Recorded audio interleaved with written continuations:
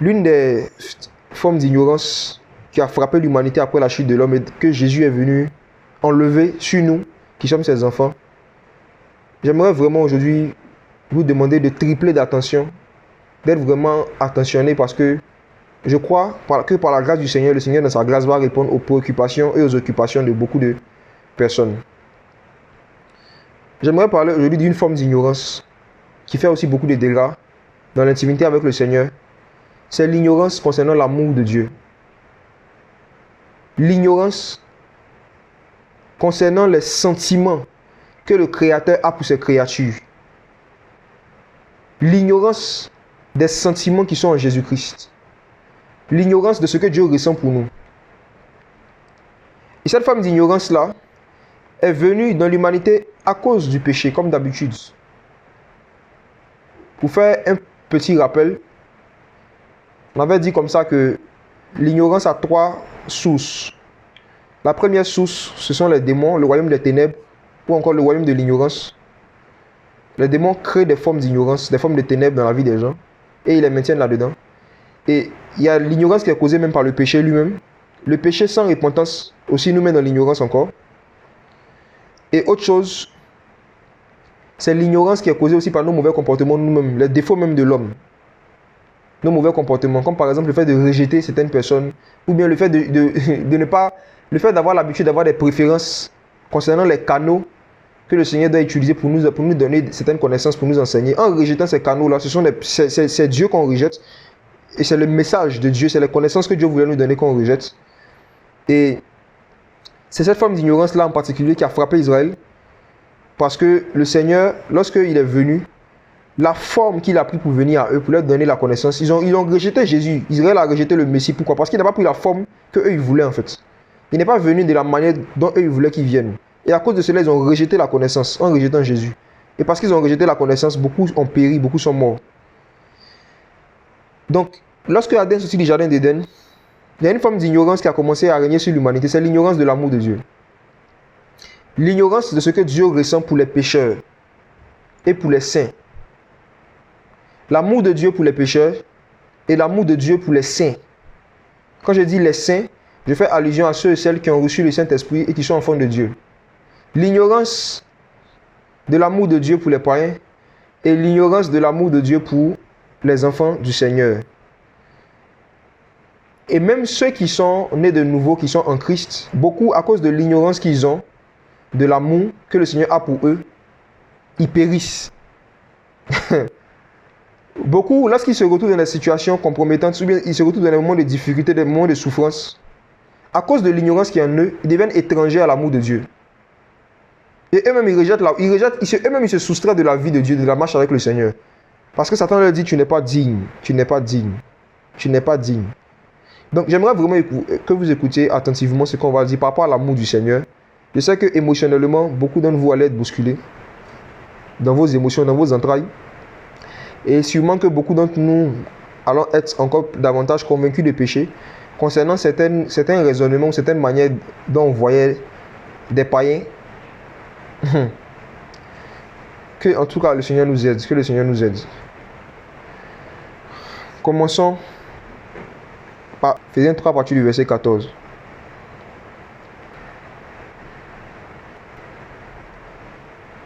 Ephésiens chapitre 3 à partir du verset 14. Ok, je lis. À cause de cela, je fléchis les genoux devant le Père, duquel tire son nom toute famille dans les cieux et sur la terre, afin qu'il vous donne, selon la richesse de sa gloire, d'être puissamment fortifié par son esprit dans l'homme intérieur. L'apôtre Paul n'avait pas l'habitude de prier pour des sujets inutiles. Et l'apôtre Paul n'avait pas l'habitude de se vanter, parce qu'il était un homme quand même que le Seigneur avait brisé. Mais on voit qu'il écrit ici une épître et qu'il envoie à des personnes. Et il commence par leur dire les sujets de prière qu'il fait monter à Dieu pour eux. Il commence à dire à ces gens-là, voici les sujets pour lesquels je prie par rapport à vous. Quand je fléchis les genoux, voici les sujets de prière. Et il a listé les sujets de prière. Et mes bien-aimés, si l'apôtre Paul prie pour des sujets, pas pour des païens, là il est en train de prier par rapport aux enfants de Dieu. s'il y a des sujets pour lesquels il prend son temps pour prier par rapport aux enfants de Dieu, ça veut dire que ce ne sont pas des choses qui sont automatiques. Ça veut dire que ce sont des choses qui peuvent vivre comme ne pas vivre. Ce sont des choses qui peuvent connaître comme ne pas connaître. Les choses qu'on va lire tout à l'heure, là, si c'est des choses qu'on vit automatiquement dès qu'on a le Saint-Esprit, il n'allait pas prier pour ça, il n'allait pas fléchir genoux pour ça. S'il prend le temps de fléchir genoux pour un sujet, c'est que c'est un sujet sérieux. Et s'il prend le temps, en plus de fléchir genoux, d'informer ceux pour qui il prie, de dire voici les sujets que je vais monter devant Dieu pour vous, c'est que ce sont des sujets qui sont sérieux. Donc j'aimerais vous aussi vous inviter à prendre au sérieux les sujets qu'on va lire ici. D'abord, il y a le verset 16. Il dit le premier sujet de prière, c'est afin qu'il vous donne, selon la richesse de sa gloire, d'être puissamment fortifié par son esprit dans l'homme intérieur. Ah. Il dit, je prie pour que Dieu vous fortifie puissamment. Ça veut dire que quand vous expérimentez la puissance de Dieu dans votre homme intérieur, dans votre cœur, dans votre esprit, quand vous expérimentez la puissance de Dieu, il a prié pour ça. J'ai déjà entendu des gens qui disent on n'a pas besoin de prier pour être rempli du Saint-Esprit. Que si Dieu veut nous remplir, il va nous remplir. Voici un verset. L'apôtre Paul dit que il a prié pour des chrétiens pour que le Seigneur les fortifie puissamment par son esprit dans leur homme intérieur. Donc c'est un sujet pour lequel on doit prier et il faut prier pour dire Seigneur, fortifie-moi puissamment par ton esprit. Remplis-moi de ton esprit. Ce n'est pas un sujet inutile, c'est un sujet pour lequel on peut prier, qu'on doit prier. Verset 17. Un autre sujet de prière. Il dit que Christ habite dans vos cœurs par la foi. Les amis, je vais vous poser une question. Il parlait à des enfants de Dieu ou bien à des païens? À des chrétiens ou à des païens?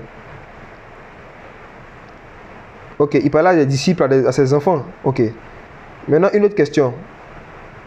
Quand on dit que quelqu'un est né de nouveau, il est disciple, il est chrétien, ça veut dire que Christ habite en lui, n'est-ce pas? Donc, que signifie cette phrase alors? Pourquoi Paul dit à des gens en qui Christ habite, je prie en sorte que Christ habite dans vos cœurs par la foi? C'est étrange quand même. N'est-ce pas que c'est étrange? En sorte que Christ habite dans vos cœurs par la foi. Ok. On pourra en reparler une autre fois, comme ce n'est pas le sujet, qui ne reste pas beaucoup de temps. Avançons. Il dit, afin qu'étant enraciné, fondé dans l'amour, ce qui nous intéresse, voici un autre sujet. Afin que, étant enraciné et fondé dans l'amour, vous puissiez comprendre avec tous les saints quelle est la largeur, la longueur, la profondeur, la hauteur. Et connaître, que vous ayez la connaissance de l'amour de Christ qui surpasse toute connaissance. En sorte que vous soyez remplis jusqu'à toute la plénitude de Dieu. Donc pour que quelqu'un soit rempli, regardez la conclusion, pour que quelqu'un soit rempli du Saint-Esprit, de toute la plénitude de Dieu, il faut qu'il puisse connaître, il faut qu'il puisse avoir la connaissance de l'amour de Christ.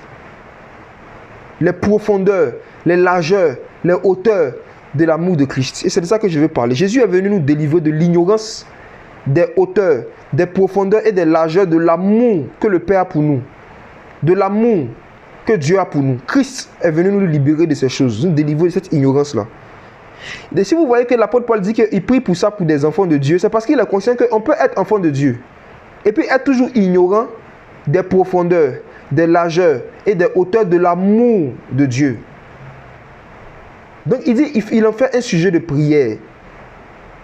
Et bien aimé, j'ai vraiment pris le temps aussi de prier avant de venir parler de ça, pour que le Seigneur vous fasse comprendre à travers ce qu'il va dire, les profondeurs, les largeurs, les hauteurs de son amour. Et c'est cette connaissance-là qui nous remplit de toute la plénitude de Dieu. C'est ça qui nous donne la paix. C'est ça qui nous donne une certaine assurance dans la vie, la connaissance de ce que Dieu ressent pour toi. Quand tu vas connaître, plus tu vas connaître, plus tu vas découvrir les hauteurs, les largeurs et les hauteurs de ce que Jésus ressent pour toi. Et plus tu auras une certaine sérénité, une certaine assurance dans la vie. L'apôtre Paul avait eu cette connaissance-là de ce que Jésus ressentait pour lui. C'est pour cela qu'il a dit, moi Paul, en ce qui me concerne là, j'ai l'assurance que ni la mort, ni la vie, ni les hauteurs, ni les profondeurs, ni aucune autre créature ne pourra m'arracher de l'amour de Dieu. Il a eu cette révélation-là. Donc souvent, les gens prennent ce verset-là pour mettre sur eux, alors qu'ils n'ont pas cette même révélation que Paul avait. Ils prennent ça pour dire, j'ai l'assurance. Les amis, si tu n'as pas l'assurance, il ne faut pas mentir. Il y a des chansons avant de chanter là, il faut regarder les paroles. Il faut bien regarder les paroles. Est-ce que ça te concerne? Tu es sûr que tu as l'assurance qu'il n'y a rien qui peut t'arracher de l'amour de Dieu? Tu es sûr? Pour pouvoir parler comme ça, là, il faut avoir cette expérience dont l'apôtre parle ici dans Éphésiens chapitre 3. Il dit, je prie afin que vous puissiez connaître, que vous ayez la connaissance des hauteurs, des longueurs, des largeurs de l'amour de Dieu manifesté en Jésus-Christ. Et c'est de ça qu'on va parler. De quoi il s'agit? Bien-aimé, Dieu, le créateur des cieux et de la terre, a des sentiments. Il a des émotions. Et il a une passion pour l'homme. Il a une passion pour l'espèce humaine, pour la race humaine, qu'il est très très difficile de comprendre et de connaître. Et j'aimerais vraiment vous encourager à garder les yeux dans la Bible, à garder la Bible à côté de vous. Parce qu'il y a des expressions que l'apôtre Paul a utilisées qu'on va essayer de voir en détail. Il dit, regardez le verset 19 d'Éphésiens chapitre 3.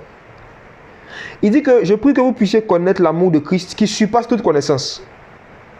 Il dit que l'amour que le Seigneur ressent, l'amour que le Créateur ressent, là, ça surpasse, la connaissance de cet amour-là, ça surpasse quoi? Toute connaissance. Ça veut dire que c'est au-dessus de la philosophie.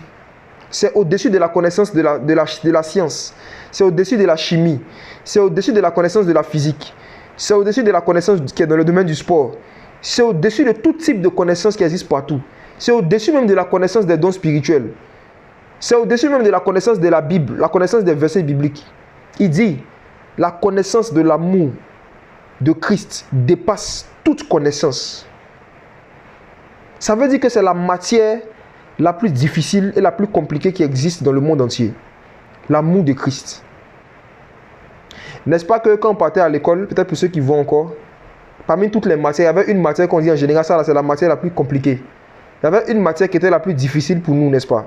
Chacun de nous, quand on partait à l'école, il y avait une matière qu'on appelait la matière la plus difficile, la plus compliquée. Et en général, la matière qui est la plus compliquée pour toi, ça peut être une matière dans laquelle quelqu'un d'autre s'en sort facilement. Il y a d'autres, leur matière la plus compliquée, qui surpasse toutes leurs connaissances, c'est mathématiques. D'autres c'était la physique, d'autres c'était français, d'autres c'était anglais, d'autres c'était allemand, etc., etc. Mais tu vas voir que dans la même classe, il y a quelqu'un d'autre, cette même matière-là, il y a quelqu'un d'autre où lui, comme on dit chez nous, ça ne le fatigue pas. Il s'en sort facilement. Donc, le Seigneur nous dit que la connaissance de l'amour de Christ est une connaissance qui surpasse toutes les autres matières du monde. C'est pour cela que plus quelqu'un connaît l'amour de Christ, il devient intelligent même à l'école. Je rembobine. La matière la plus compliquée, la plus difficile à connaître et à apprendre, c'est l'amour de Christ. C'est ce que le passage nous dit. C'est la matière, c'est la connaissance qui dépasse toute connaissance. Donc, plus quelqu'un grandit dans sa connaissance de l'amour de Dieu, il arrive à connaître la matière la plus difficile, la plus complexe du monde. Donc, quand maintenant il vient dans mathématiques, dans physique, dans les autres matières, celui qui réussit à soulever 30 kg, il peut soulever 20 kg, n'est-ce pas? Donc, plus quelqu'un grandit dans sa connaissance de l'amour de Dieu, plus il devient intelligent à tous égards. Ah oui.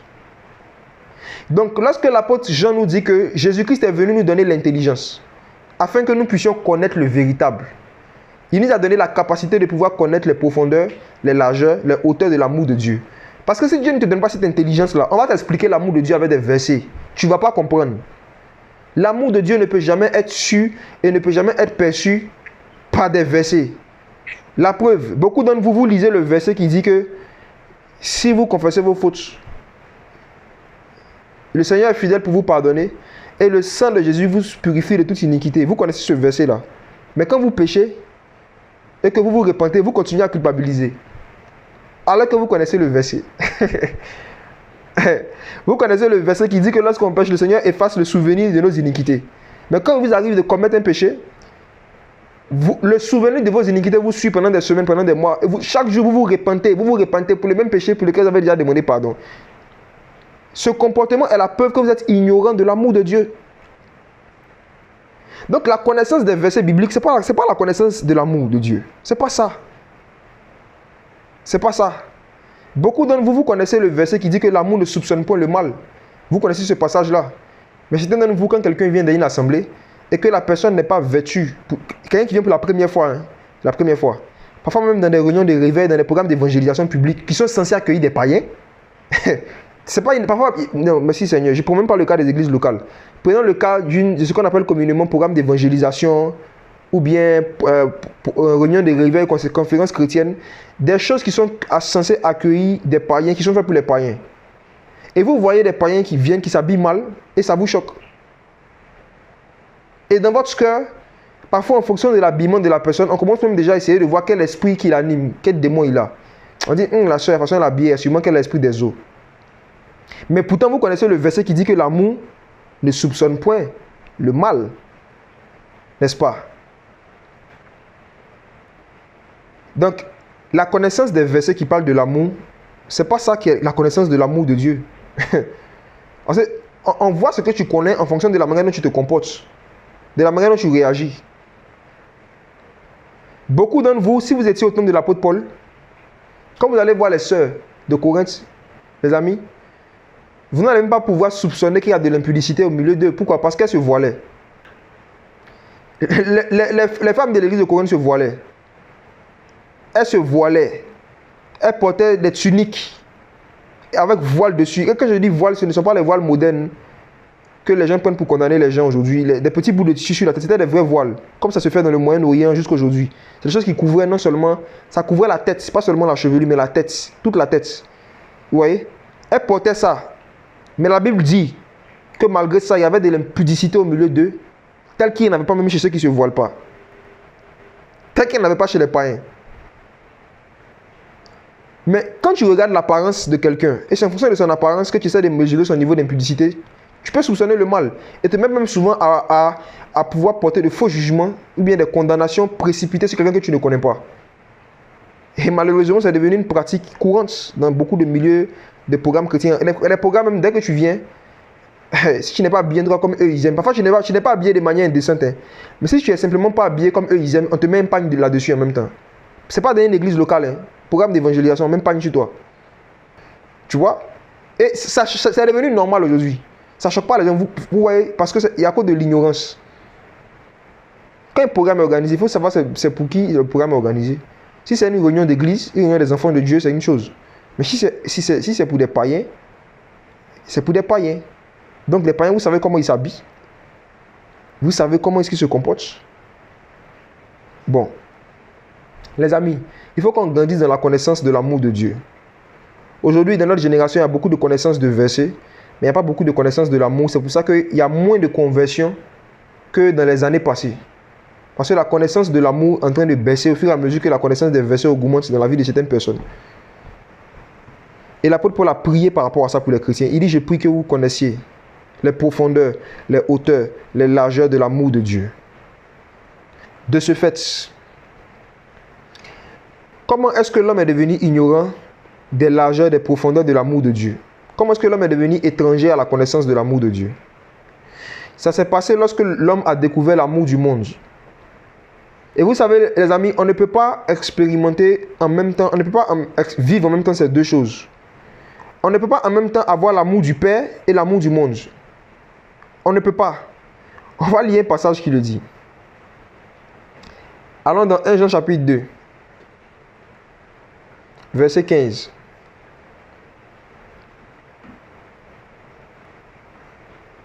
« 1 Jean 2, le verset 15, il est écrit « N'aimez pas le monde, ni les choses qui sont dans le monde.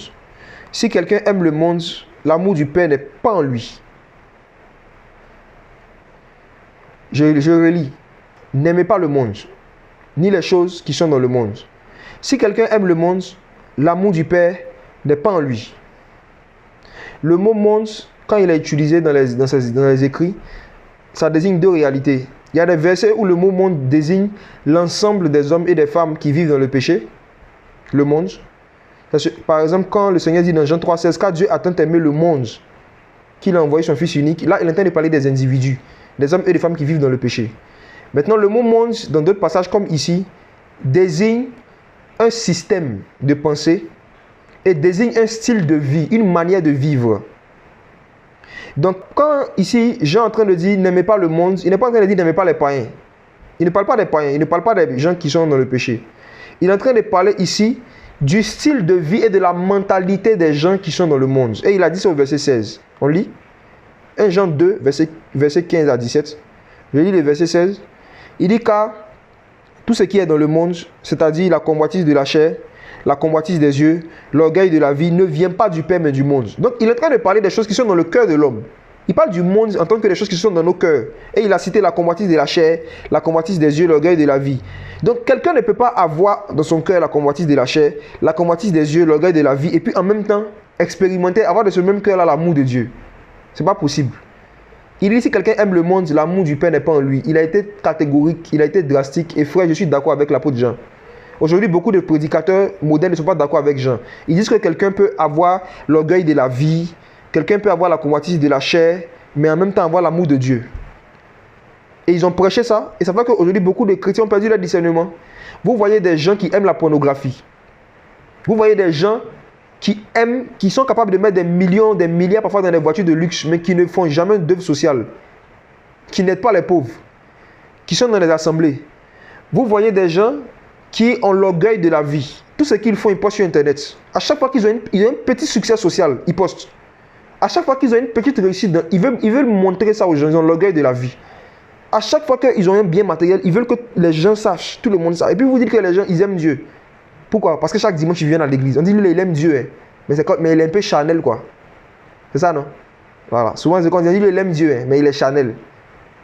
Vous voyez clairement, l'apôtre Jean a décrit ici comment est-ce que l'amour du monde se manifeste. Et il dit, quelqu'un ne peut pas en même temps aimer le monde et puis aimer Dieu. Celui qui aime le monde, l'amour du Père n'est pas en lui. Ça veut dire qu'il n'expérimente pas, il ne connaît pas les hauteurs, les longueurs, les largeurs de l'amour de Dieu. L'amour du monde est la première chose que le Saint-Esprit enlève dans le cœur d'un païen lorsqu'il vient habiter en lui. Un désintérêt pour la convoitise des yeux, la convoitise de la chair, l'orgueil de la vie, c'est des choses que le Saint-Esprit traite dans le cœur. Ça prend du temps, c'est vrai, mais au moins il enlève le désintérêt. C'est ça, c'est que même si la personne se retrouve dans ces choses, ce n'est pas de sa propre volonté, c'est des péchés involontaires. Mais je parle des gens qui aiment le monde. Et l'amour du monde même se ressent dans tout ce qu'ils font, même quand ils disent qu'ils servent Dieu. Ça sent l'amour du monde. Vous allez voir des jeunes qui organisent des programmes où il y a des soi-disant breakdance chrétiens, où ils vont prendre des musiques des chanteurs païens, des instrumentaux des chanteurs païens, et ils vont rechanter dessus. Et ils disent que c'est pour attirer les âmes. On voit clairement qu'ils aiment encore le monde, et les choses qui sont dans le monde. Ils aiment la musique païenne, la musique mondaine. Ils veulent la christianiser pour continuer de l'écouter. Et on va dire, en fait, ils aiment Dieu, mais ils ne sont pas éclairés. Ils aiment Dieu comment? Si quelqu'un aime le monde, l'amour du Père n'est pas en lui. C'est ce que la parole dit. Souvent, les gens trouvent la parole de Dieu tellement dure qu'ils se disent que non, en fait, il faut mettre un peu d'eau, il faut diluer, il faut mettre de l'eau dans son vin. Ils voient le vin est devant eux. Voici du vin, du bon vin. 1 Jean 2, verset 15. Mais ils disent non, il faut mettre de l'eau dans son vin. Il ne faut pas dire aux gens que si quelqu'un aime le monde, c'est qu'il n'a pas l'amour de Dieu dans son cœur. Il faut juste lui dire qu'en fait, il aime le monde, hein, mais c'est un chrétien charnel. Il est charnel. Ils ont développé des concepts, hein, surtout en Europe et en Amérique. Il est charnel. Il aime encore Beyoncé. Il aime encore Kanye West. Donc vous voyez, mais ça va venir un peu. Il aime encore la musique du monde, il aime l'orgueil de la vie. Tout ce qu'il a, il poste. Tu n'as même pas besoin de le connaître pour savoir il a combien de voitures. Tu n'as pas besoin de le connaître pour savoir il a combien d'enfants.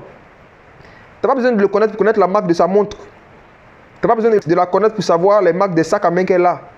Elle poste ça tout le temps sur Internet, mais elle aime Dieu. Elle a l'orgueil de la vie, mais elle aime Dieu. Soit c'est ce que ces gens-là disent qui est faux, soit c'est ce que la Bible dit qui est faux. Soit la parole de Dieu est fausse, soit c'est nos raisonnements qui sont faux.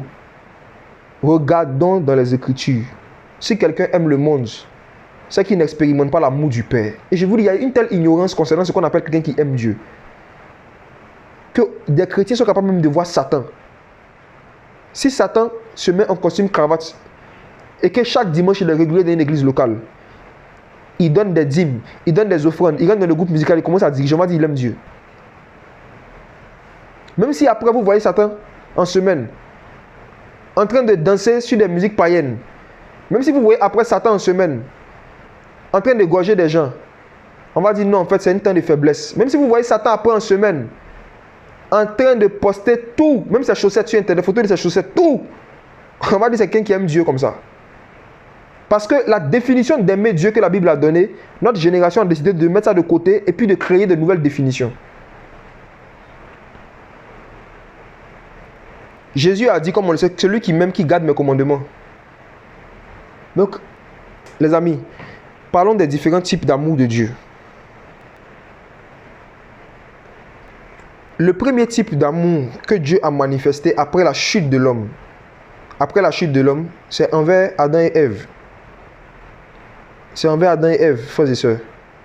Dieu a manifesté son amour. Il a manifesté son amour comment? Malgré qu'ils étaient coupables, malgré qu'ils avaient péché, qu'est-ce qu'il a fait pour eux? Il est venu, il a pris le temps d'échanger avec eux avant de les condamner. Suivez bien. La première manifestation de l'amour de Dieu pour un pécheur, la première manifestation de l'amour de Dieu pour quelqu'un qui a péché, c'est de pouvoir écouter la version de la personne, sa version des faits. Et je vous dis qu'on va voir dans les Écritures de Genèse jusqu'à l'Apocalypse que c'est un type d'amour que Jésus manifeste envers tout le monde jusqu'à aujourd'hui. Il n'a pas changé. Mais beaucoup d'entre nous, moi y compris dans le passé, on ne manifestait pas ce type d'amour-là. Dieu, il connaît tout. Il sait que Adam a péché. Mais il fait exprès, avant de lui donner la sanction, il lui pose des questions. Dieu a l'habitude de questionner ses enfants qui pêchent. Je précise, hein. Parce que vous allez voir que Satan n'a pas causé avec lui. Voilà. Il y a des cas, le Seigneur te dit, il ne faut pas parler avec la personne, dénonce-le. Ça, c'est autre chose. Je suis en train de vous parler des gens qui avaient une relation avec le Seigneur, mais qui sont maintenant devenus des pécheurs. Qui étaient à la base des enfants de Dieu, qui sont devenus des pécheurs. Qui ont été créés par le Seigneur, qui étaient des créatures du Seigneur, qui sont devenus des pécheurs. Mais regardez l'amour du Seigneur. Il sait qu'ils ont péché, mais il vient, il dit, Adam, où es-tu? Et il y a une conversation qui commence. Il dit, non, en fait, comme je suis un peu nu là, puis tu venais, je me suis caché, tout ça. Le Seigneur dit, mais mon petit, qui t'a enseigné que tu es nu? Qui t'a appris que tu es nu? D'où tu tires cette connaissance sur la nudité? Qui t'a éclairé? Qui t'a donné cet éclairage-là? Comment tu as su que tu étais nu? D'où te vient cet éclairage, cette connaissance? Comment tu as appris cela? Il dit, non, en fait, c'est la femme que tu m'as donnée, là. Voilà. Elle était en train de manger, puis bon, on a partagé, comme on partage tout. On a partagé, et c'est pour ça que on est là, quoi. Après, le Seigneur aussi commence à avoir une conversation avec Ève. Il lui pose des questions. Et à la fin de ce moment de questions-réponses, il a écouté la version des faits. Et vous allez voir qu'ils ne se sont pas repentis. Suivez bien. Des pécheurs non repentants. D'abord des pécheurs, Dieu même prend la peine de venir parler avec eux. Parce qu'il sait qu'à la base, ils étaient ses enfants. Ce sont ses enfants. Et deuxièmement, qu'est-ce qu'il fait? Il écoute leur version et il voit que les gars ne se répondent pas. Est-ce que Adam et Ève ont demandé pardon? Est-ce que vous avez vu le mot pardon dans Genèse là? Ils ne se sont pas repentis, ils se sont justifiés. Voici d'où est née l'auto-justification par rapport au péché. Des chrétiens qui ont l'habitude de vouloir expliquer à Dieu les bonnes raisons pour lesquelles ils ont fait les mauvaises choses. Des gens qui pêchent et puis qui veulent dire, Seigneur, il te dit pourquoi ils péchaient. Ce n'est pas de ma faute. Hein. C'est la famille que tu m'as donnée. Il y a des personnes qui disent qu'elles sont prostituées, se sont prostituées parce que leur papa ne leur a pas donné l'amour qu'il devait leur donner. Il y a des personnes qui vont dire, moi je suis tombé dans la drogue, dans l'alcool, à cause de la famille que tu m'as donnée. Et souvent, quand les personnes rendent leur témoignage par rapport à leur vie de péché et qu'ils insistent là-dessus, moi, en tout cas, depuis que le Seigneur m'a éclairé dessus, je me retrouve directement dans le jardin d'Éden. C'est la même attitude que Adam et Ève ont eu. Et c'est pour cela qu'ils n'ont pas expérimenté justement les profondeurs de l'amour de Dieu. Parce qu'ils ne se sont pas repentis, ils se sont justifiés. Donc, toi qui m'écoutes, je ne connais pas les péchés que tu as fait dans ta vie. Mais sache une chose, il n'y a rien qui justifie le péché devant Dieu. Et le péché que tu commets n'est jamais la faute de quelqu'un d'autre. Jamais. Jamais. Le fait que Ève, ce soit elle qui a été une occasion de chute pour Adam, ne faisait pas d'elle quelqu'un qui est plus coupable qu'Adam et ne faisait pas d'Adam quelqu'un qui était moins coupable que Ève. Peu importe celui qui allait prendre le fût en premier, vous devez vous être pareil devant le Seigneur. Donc souvent, il y a des personnes qui accusent leurs cousins, leurs oncles, leurs amis, leurs papas, leurs mamans d'être les responsables de leur vie de péché. Je vous dis, c'est un raisonnement qui n'est pas de Dieu et qui peut vous empêcher non seulement d'expérimenter l'amour de Dieu, mais deuxièmement qui peut vous envoyer en enfer. Parce que même une femme qui se prostitue, parce que ses parents l'ont rejetée, si elle meurt dans la prostitution, elle ne va pas rentrer dans le royaume des cieux. Le Seigneur ne va pas dire, ah vraiment, comme tes parents t'ont rejeté, l'avion au paradis. Non. La justification de l'homme n'est jamais venue par les arguments de l'homme. La justification de l'homme est toujours venue par le sang d'un innocent. Il faut que ce soit un sang innocent qui justifie l'homme. Ce n'est pas une bouche coupable. Ta bouche de pécheur ne peut pas te justifier devant Dieu. Notre bouche de pécheur, nos bouches de pécheur ne peuvent pas nous justifier devant le Seigneur. Peu importe la personne qui est venue nous donner le fruit défendu, peu importe. Donc, Adam a commis l'erreur de vouloir expliquer à Dieu pourquoi il a péché. Il ne s'est pas repenti. Dieu passe la parole à sa femme, elle aussi elle prend le micro et fait la même chose. Elle dit c'est le serpent. Elle veut rejeter la faute. Elle se dit que comme si elle dit que c'est le serpent, le Seigneur va se dire, ah, elle dit c'est pas de sa faute, c'est un démon qui fait qu'elle pêche. Donc, il est justifié. Les amis, même ceux qui pêchent parce qu'ils étaient esclaves des démons, ils ne sont pas justes devant le Seigneur. S'ils mettent dans leur péché, causés même par ces démons, ils vont en enfer. Est-ce que vous savez cela? Il faut qu'on comprenne, c'est quelque chose qui est sérieux. Hein? Il y a une empathie et des émotions dans lesquelles on peut se retrouver en se disant, hey, c'est pas de sa faute, c'est un esprit qui fait ça. Les amis, les esprits ne viennent que appuyer les actions des hommes et ne viennent que maintenir les hommes dans les actions que eux-mêmes ils ont posées délibérément, de sorte à ce que le jour du jugement dernier, Dieu soit juste. Mais si les péchés des hommes ne relevaient que du domaine des esprits, que c'était seulement les démons qui les poussaient, Dieu allait être injuste d'envoyer les hommes en enfer, vu que ce n'est pas de leur faute. Comment un juge qui est juste, il envoie quelqu'un en enfer pour quelque chose où il n'a même pas une petite part de responsabilité. Donc l'évangile, lorsqu'il s'est annoncé à un pécheur, l'évangile, on ne lui annonce pas ça pour lui dire ce que les démons, ce que sa grand-mère, ce que les liens de famille, ce que les sorciers ont fait sur sa vie. On lui annonce l'évangile pour lui dire ce que lui-même il a fait. L'évangile met le pécheur face à sa part de responsabilité dans ce qui lui arrive pour qu'il puisse se repentir.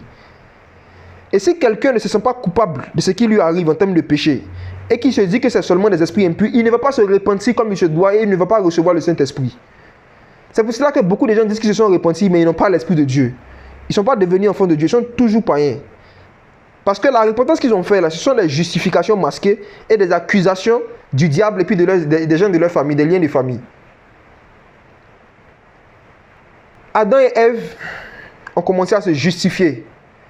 Et si vous voyez le serpent, le Seigneur, lui, il n'a pas posé de questions. Hein, parce que lui et puis sa postérité là, bon, il n'a pas posé de questions. Ils se connaissent déjà. Ils avaient déjà échangé au ciel. Donc ils se connaissent. Donc le Seigneur a montré son amour comme ça. Et cet amour-là, Jésus nous a enseigné ça. Ceux qui ne connaissent pas dans Matthieu 18, vous pouvez lire après. Il a dit que si ton frère a péché, Jésus n'a pas dit si ton frère a péché, dénonce-le. Je vous en supplie les amis. Jésus n'a pas dit si ton frère, il a précisé ton frère. Ton frère, ça veut dire quelqu'un avec qui tu avais une relation auparavant.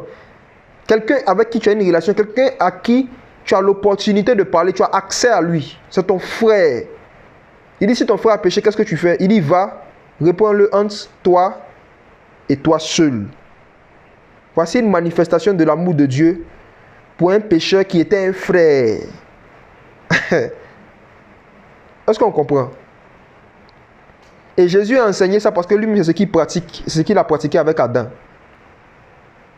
Adam avait été créé par le Seigneur. Et quand il a péché, le Seigneur est venu, il a parlé avec lui. Avant de le chasser. Avant de le chasser, il a parlé avec lui. Jésus dit que va, réponds-lui en toi et toi seul. S'il ne t'écoute pas, prends 2 ou 3, allez le voir. S'il n'écoute pas 2 ou 3, qu'est-ce que tu fais? Tu prends l'église. Pourquoi? Parce que c'est ton frère. Ce n'est pas une démarche qu'il nous a demandé de faire envers des gens qui ne sont pas des frères. Je précise. Parce que les faux prophètes et les faux pasteurs, le Seigneur nous a donné en tout cas l'ordre dans sa parole à ceux qui prêchent aux prédicateurs de les exposer publiquement, d'exposer leurs mauvaises œuvres. Éphésiens chapitre 5. Donc le Seigneur, par rapport à un frère, à quelqu'un qui a été un frère, il y a une attitude à tenir. Réponds-lui en toi et toi seul. Si tu n'as pas écouté maintenant, on va 2 ou 3. Si on n'a pas écouté 2 ou 3 là, maintenant on va dire devant l'église. Donc souvent vous voyez, il y a des gens, il y a des pasteurs qui avaient vraiment été appelés par le Seigneur et qui ont bien commencé, qui étaient vraiment envoyés par Dieu et tout ça. Et puis à un moment qui ont commencé à vivre dans le péché et qui ont commencé à pratiquer des choses qui sont vraiment contraires à l'évangile. Si vous voyez que plusieurs personnes se lèvent pour commencer vraiment à les dénoncer, exposer leur péché publiquement, c'est que Dieu avait déjà envoyé quelqu'un vers eux pour leur parler entre lui et lui seul. Mais ils n'ont pas écouté. On se comprend? Jésus n'est pas Luc. Il ne tire pas plus vite que son ombre. Alléluia. Jésus n'est pas quelqu'un, dès qu'il va quelque chose, il tire en même temps pas. Si vous voyez que quelqu'un qui était vraiment un frère, qui était vraiment un appelé, et que beaucoup de gens se lèvent pour commencer à dénoncer ses péchés secrets, c'est qu'il y a longtemps que le Seigneur l'a averti. Et plus on va évoluer dans le message, vous allez voir, même Jézabel, une femme qui s'appelait Jézabel dans l'église de Thyatire, quand elle péchait, Jésus n'est pas venu l'exposer. Il dit non, lui a donné du temps pour qu'elle se repente. Et quand ce temps-là passe, c'est là que le Seigneur commence à exposer. Il y a un temps qu'on donne pour couvrir ceux qui veulent, sont prêts à se repentir. Mais le péché qui n'est pas exposé, qui n'est pas confessé, qui n'est pas abandonné devant le Seigneur est capable de l'exposer, même si c'est son fils. Donc le Seigneur, il a manifesté son amour comme ça. Et deuxièmement, qu'est-ce que le Seigneur a fait? Il a tué un innocent. Pour ne pas dire des innocents. Le Seigneur a fait des peaux d'animaux qu'il a pris pour recouvrir l'homme. Et ces peaux d'animaux que le Seigneur a pris pour recouvrir l'homme, ce sont des innocents qu'il a tués. Des animaux innocents. Ce sont des animaux qui n'avaient pas péché, qui n'avaient pas mangé le fruit défendu, mais qui ont pris la conséquence du péché de l'homme. Regardez l'amour de Dieu. Qui parmi nous est prêt à faire un sacrifice pour quelqu'un qui l'a trahi et qui l'a profondément blessé? On n'est pas beaucoup. C'est difficile. Bon, l'homme charnel, l'homme normal même, c'est impossible. Qui aurait pensé à ça même? Qui aurait pensé à ça? On lui a déjà dit que le salaire du péché, c'est la mort. Donc cette mort physique-là, c'est sur lui que ça devait tomber. Mais vous savez pourquoi est-ce que Adam a pu continuer de vivre même physiquement? Il était mort spirituellement. Mais ce qui a fait qu'il a continué de vivre physiquement après son péché, c'est parce que sa mort physique est tombée sur quelqu'un. Physiquement, le Seigneur avait déjà tué un animal. Donc regardez l'amour de Dieu. Regardez ce Dieu-là qui est capable de faire un sacrifice, de tuer un innocent. Un Dieu qui est capable de tuer un innocent pour un pécheur. Est-ce qu'on voit la profondeur de son amour? Regardez ce qu'il est capable, regardez le sacrifice qu'il est capable de faire pour quelqu'un qui est pécheur. Imaginez-vous le sacrifice qu'il est capable de faire pour quelqu'un qui se sanctifie. Regardez l'amour de Dieu pour un coupable. Comment est-ce qu'il peut verser le sang d'un innocent pour pouvoir conserver la durée de vie physique d'un coupable? Regardez l'amour du Seigneur. Et on va lire encore un passage de l'apôtre Paul. On va lire Romains chapitre 5, à partir du verset 5. Je lis. Or, l'espérance ne déçoit pas, ou encore ne rend pas honteux, parce que l'amour de Dieu est répandu dans nos cœurs par le Saint-Esprit qui nous a été donné. L'amour de Dieu est répandu où? Dans nos cœurs. Et comme Jean le disait, là où l'amour de Dieu est répandu, tu ne peux pas avoir en même temps l'amour du monde. Donc quand tu vois que l'amour du monde commence à se manifester dans la vie de quelqu'un, c'est que son amour pour Dieu est en train de baisser. C'est comme l'huile et puis l'eau, ça ne se mélange pas. Maintenant le verset 6. Car lorsque nous étions encore sans force, Christ est mort en son temps pour les impies. Il est mort pour qui? Les impies. Il est mort pour qui?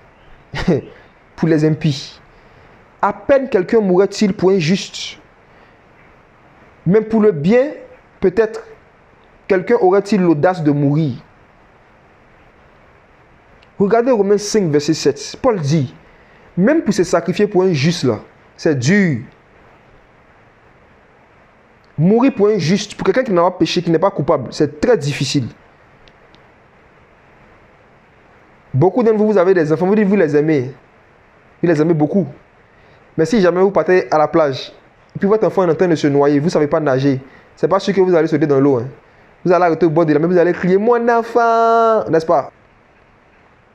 Si vous êtes arrêté sur une dalle, et puis vous voyez quelqu'un, votre enfant, mais votre mari, quelqu'un que vous aimez beaucoup, qui est juste, même moi, si on a arrêté ensemble sur une dalle, et puis j'ai fait un faux mouvement, et puis je suis en train de tomber, qui va sauter derrière moi? Du 8e étage. J'ai fait un faux mouvement, et puis je suis tombé. Qui va sauter pour me montrer son amour? Qui va dire non, comme il a sauté, moi aussi je saute, je meurs avec lui. C'est rare, hein? À peine mourrait-on pour un juste. La mort, là, c'est quelque chose qu'aucun être humain n'est prêt à faire à la place de son ami. Même pour un juste. C'est ce que Paul nous dit ici. Maintenant, regardons le verset 8, Romains 5, verset 8. Mais Dieu prouve son amour envers nous en ce que lorsque nous étions encore pécheurs, Christ est mort pour nous. À plus forte raison, donc, étant maintenant justifiés par son sang, serons-nous sauvés de la colère par lui. Il dit au verset 8 ici que la manière dont Dieu a prouvé son amour envers nous, là, Dieu n'a pas commencé à nous aimer quand on a commencé à avoir une vie de sanctification. Dieu n'a pas commencé à nous aimer quand on a commencé à avoir une vie de prière. Non, Dieu a prouvé son amour. Il a déjà prouvé son amour. Et cette phrase est très importante. Sachez que Dieu n'a rien à vous prouver. Écoutons très bien, frères et sœurs. Dieu n'a rien à prouver aux pécheurs. Il n'a rien à prouver au monde. C'est pour ça que quelqu'un peut dire, Dieu n'existe pas. Si Dieu existe là, il n'a qu'à apparaître, on va voir. Ou bien si Dieu existe, il n'a qu'à faire arrêter toutes les guerres dans le monde. On va voir que Dieu existe. On a déjà entendu des phrases comme ça. Des gens veulent que Dieu prouve son amour en faisant arrêter tous les fléaux qui frappent la société, qui frappent l'humanité. Si Dieu existe là, il n'a qu'à faire telle chose, on va voir. Mais sachez, mes amis, Dieu, il a déjà donné la preuve suprême de son amour pour le monde. Il a donné son Fils unique. Depuis qu'il a fait ça là, il n'a plus rien à prouver. Il n'a rien à prouver. Paul nous dit ici que Dieu a prouvé son amour en donnant un innocent à la place de tous les pécheurs du monde. Le seul innocent qui existait, le Christ. Lui-même, il a pris une forme humaine et il est venu sur la terre. Et il est venu se donner pour nous. Il n'y a pas une preuve d'amour qui va dépasser ça. Et il a fait ça pour qui? Pour des pécheurs. Donc, si vous croisez des pécheurs à qui vous annoncez l'évangile et que vous dites de leur prouver est-ce que Dieu les aime, montrez-leur la croix. La preuve de l'amour de Dieu pour les pécheurs, c'est la croix. C'est la crucifixion de son Fils. Parlez de la crucifixion. C'est la preuve de l'amour de Dieu. Et les miracles, les délivrances et les guérisons, tout ce qui se manifeste après, ce sont des manifestations de la mort et de la résurrection du Fils de Dieu. C'est par ces meurtrissures que nous sommes guéris. Donc lorsqu'il y a guérison en son nom, c'est la preuve qu'il y a eu des meurtrissures. C'est la preuve qu'il a été crucifié. Lorsque son nom guérit, c'est encore là une manifestation des meurtrissures. Lorsque son nom arrive à délivrer du péché, lorsque au nom de Jésus, quelqu'un invoque le nom de Jésus et il est délivré instantanément d'une dépendance ou d'un vice, c'est la preuve vraiment que Dieu a donné son Fils sur la croix. Parce que s'il n'y avait pas un homme qui s'appelait Jésus, qui avait été crucifié, et qui a promis que tous ceux qui vont invoquer son nom seront délivrés, si c'était faux, pourquoi est-ce que quand on invoque son nom, les gens sont délivrés? Donc Dieu a prouvé son amour envers nous, parce que lorsque nous étions encore pécheurs, il a fait crucifier son Fils. Et il avait déjà prouvé cet amour-là dans le jardin d'Éden. Il a prouvé son amour envers Adam et Ève, en ce que lorsqu'ils étaient encore pécheurs, il a tué des animaux innocents. Donc Adam et Ève ne pouvaient pas dire, Seigneur, il faut me montrer que tu m'aimes. Il faut me montrer que tu m'aimes. Avec tout ce que tu as fait là, tu es encore en vie. Tu respires, tu es encore sur la terre. Ce n'est pas une preuve de l'amour de Dieu, ça. Vous, ceux qui ont prié, vous dites, Seigneur, est-ce que tu m'aimes encore? Si tu m'aimes, donne-moi une preuve. Le Seigneur est en train de vous répondre. Regarde ta vie, depuis ton enfant jusqu'à aujourd'hui. Regarde tout ce que tu as vécu. Regarde tous les péchés. Regarde toute la boue, toutes les salissures, toutes les iniquités dans lesquelles tu étais. Regarde tous les accidents de voiture qui t'ont raté. Regarde toutes les fois où tu as failli te noyer. Le Seigneur t'a enlevé là-dedans. Regarde ces fois-là où le feu a failli te brûler. Tu as failli mourir dans des incendies. Tu étais pécheur. Mais malgré que tu as péché, tu étais mort spirituellement, mais physiquement, tu étais encore sur la terre. Dieu a prouvé son amour envers toi en ce que lorsque tu étais encore pécheur, Christ est mort pour toi. Donc, quand le Seigneur veut nous rappeler les profondeurs, les largeurs de son amour, il nous rappelle la crucifixion de son Fils. Lorsque le Seigneur nous donne à manger, à boire, Il nous donne les voitures et toutes ces choses-là. Il nous fait expérimenter son amour. Lorsqu'il répond à nos besoins, il nous fait expérimenter son amour. Mais ça, ce n'est pas les profondeurs de son amour. L'apôtre Paul a été précis. Il dit, je prie que Dieu vous fasse connaître quelles sont les largeurs, les hauteurs et les profondeurs. Les largeurs, les hauteurs et les profondeurs de l'amour de Dieu se sont manifestées à la croix, lors de la crucifixion de son Fils. Mais avant ça, les autres formes d'amour de Dieu que les gens expérimentaient, là, ce n'était pas profond. Or, je vous dis, les amis, à cause de la manière dont nous, les êtres humains, on a été créés, lorsqu'on n'expérimente pas des choses profondes, on n'est pas satisfait. Il y a quelque chose qui est en nous qui est à la recherche de profondeur. Il y a quelque chose qui est en nous qui cherche des profondeurs, des choses profondes. Et les choses superficielles ne peuvent jamais nous satisfaire. En tant que des êtres humains. Pourquoi? À cause de la manière dont on a été créé. C'est pour cela que celui qui n'expérimente pas les profondeurs de Dieu, il a envie d'expérimenter les profondeurs de Satan. Il y a quelque chose en nous qui cherche des choses profondes. Des choses qui ne sont pas tellement aussi simples que ça, mais qui sont profondes, des expériences profondes. Et ce désir de profondeur, cette soif de profondeur qui était en Adam, c'était comblé dans le jardin d'Éden. Parce que dans le jardin d'Éden, on voyait les largeurs, les profondeurs, les hauteurs de l'amour de Dieu. Dieu a créé un jardin, clé en main, prêt à porter. Il a tout fait. Un lieu de délice et de plaisir intense. Et puis il a pris l'homme et puis il l'a mis dedans. L'homme passait ses journées à se faire plaisir dans la présence de Dieu, avec les choses de Dieu, avec les éléments naturels que le Seigneur avait créés, à cultiver le jardin, à garder, à glorifier le Seigneur. C'était un lieu de plaisir, de délice.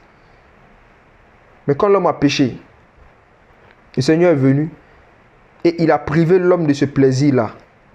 Et depuis lors, il y a une soif qui est née dans le cœur de l'homme. L'homme cherche des plaisirs profonds.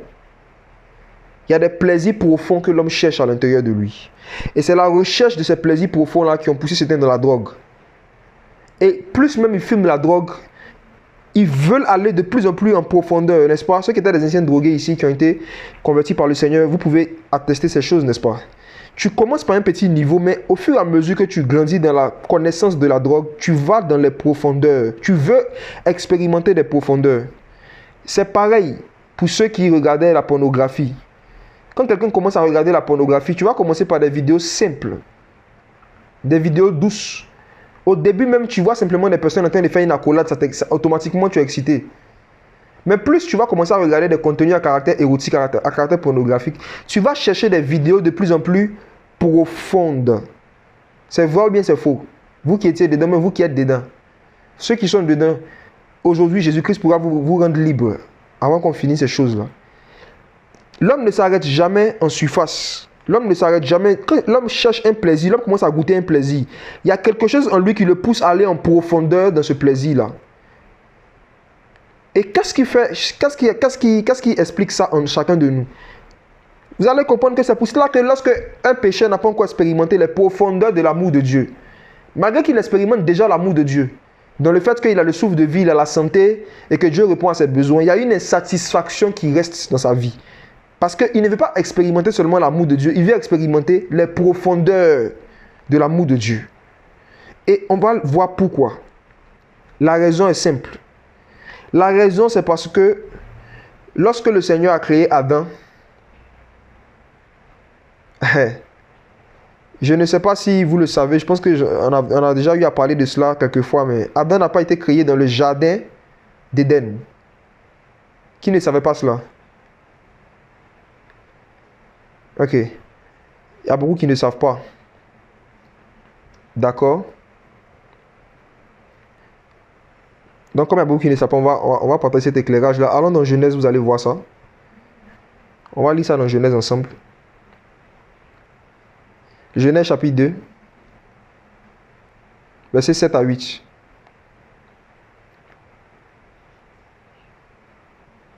Ok, on peut lire. Genèse 2, verset 7. Or, Yahweh Dieu forma l'être humain de la poussière de la terre.